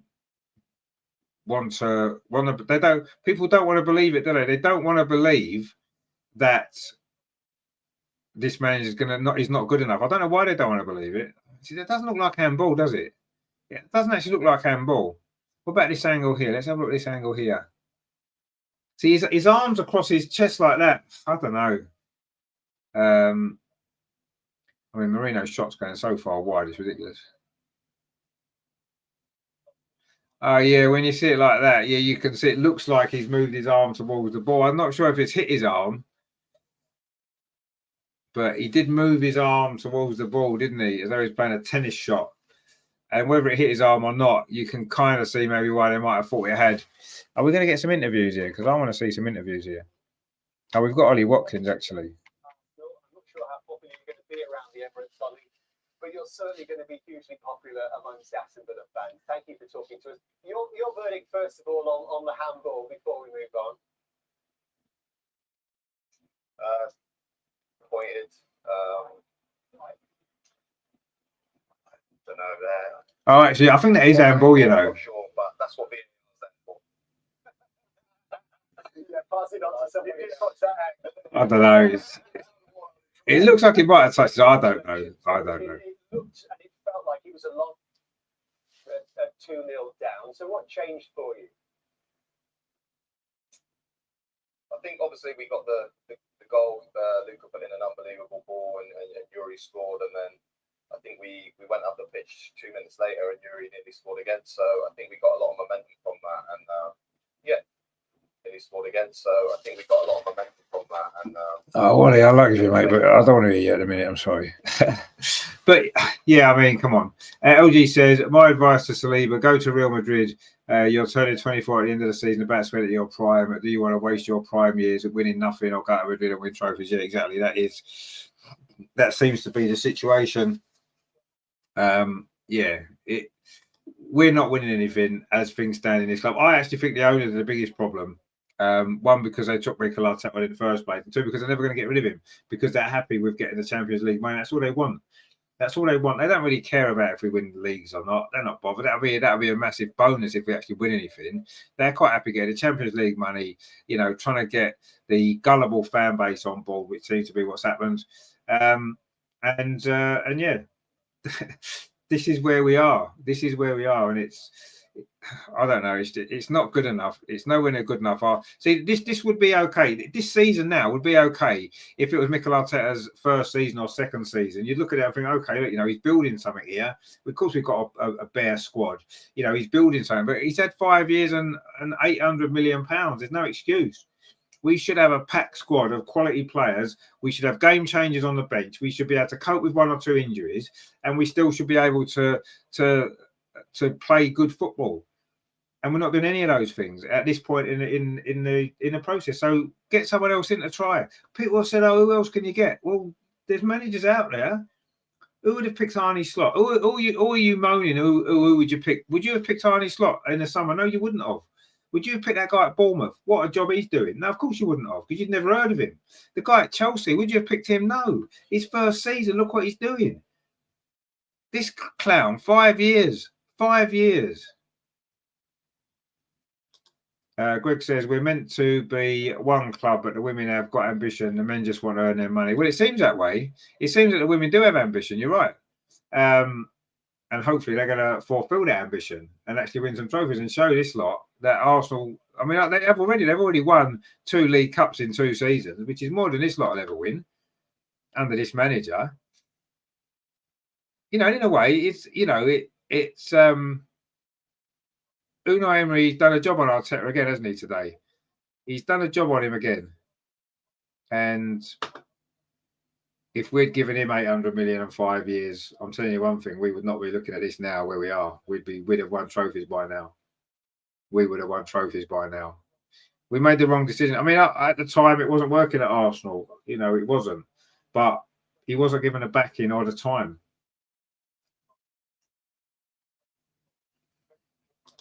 Terry says, and half the fans are happy that they told us we bought a player for next season. Exactly, yeah. If we even have. No one said we bought him. No one said we've actually bought him. What they said is the deal was likely to go through in the summer. That doesn't mean we've bought him. Doesn't mean the deal's done. It doesn't mean anything. It's just waffle. It's just waffle. And it was designed at a time when Mikel was under pressure. So they released that statement to say we're getting him, and then it was, you know, it was said, oh, Mikel Arteta was a big part of the deal because of Zubimendi really liked him, and it was him that made him want to come to take the pressure. It's all PR. It's all bullshit. It's all to deflect away from what a crap manager this is. It's all to deflect away from that, you know. And you know, Ollie Watkins has shown there that if you've got a centre forward in your team, you can get a point when maybe you don't always think you're going to get one, or you don't deserve to get one. Did Aston Villa deserve a draw over the 90 minutes? No, probably not. They probably didn't. But ultimately, they've got a goal scoring player, and he's got them a goal, and they've got a draw. And you know, if we had a goal scoring centre forward, we'd have won this game. If Ollie Watkins played for us, we'd have won this game.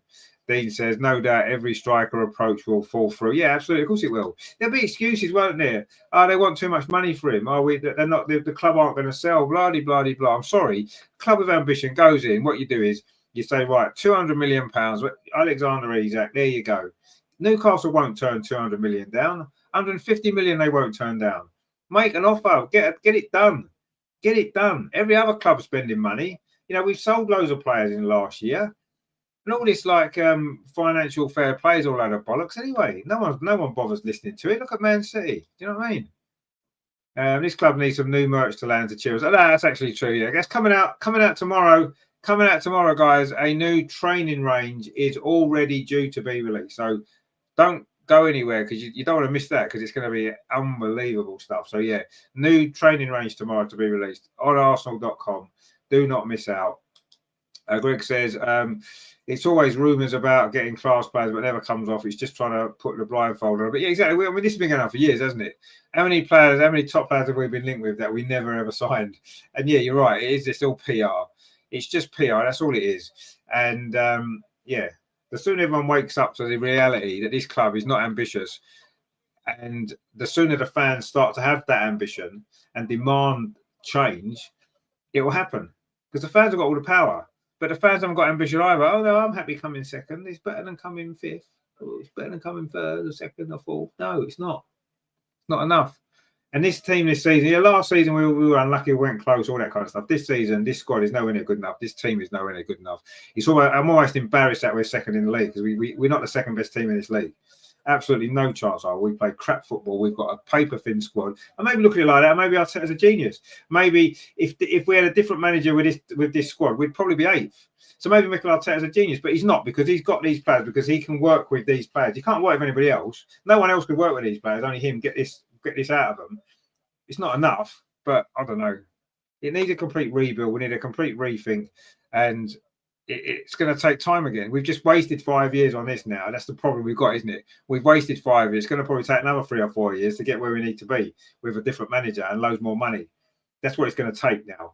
We've wasted 5 years, and we're never going to get them 5 years back. We should have been winning trophies already if we made the right choice in 2019. If we made the right choice maybe before then in 2018 when Unai Emery backed him.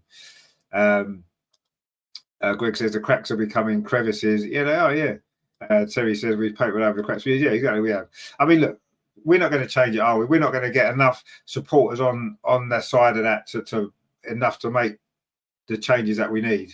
So we're not even going to be able to do that. So we need to forget about that. And we need to say, you know what? It is what it is. Let's watch the women tomorrow instead. Let's do that. Right, anyway, I need a cup of tea because my brain's fried after all of that nonsense.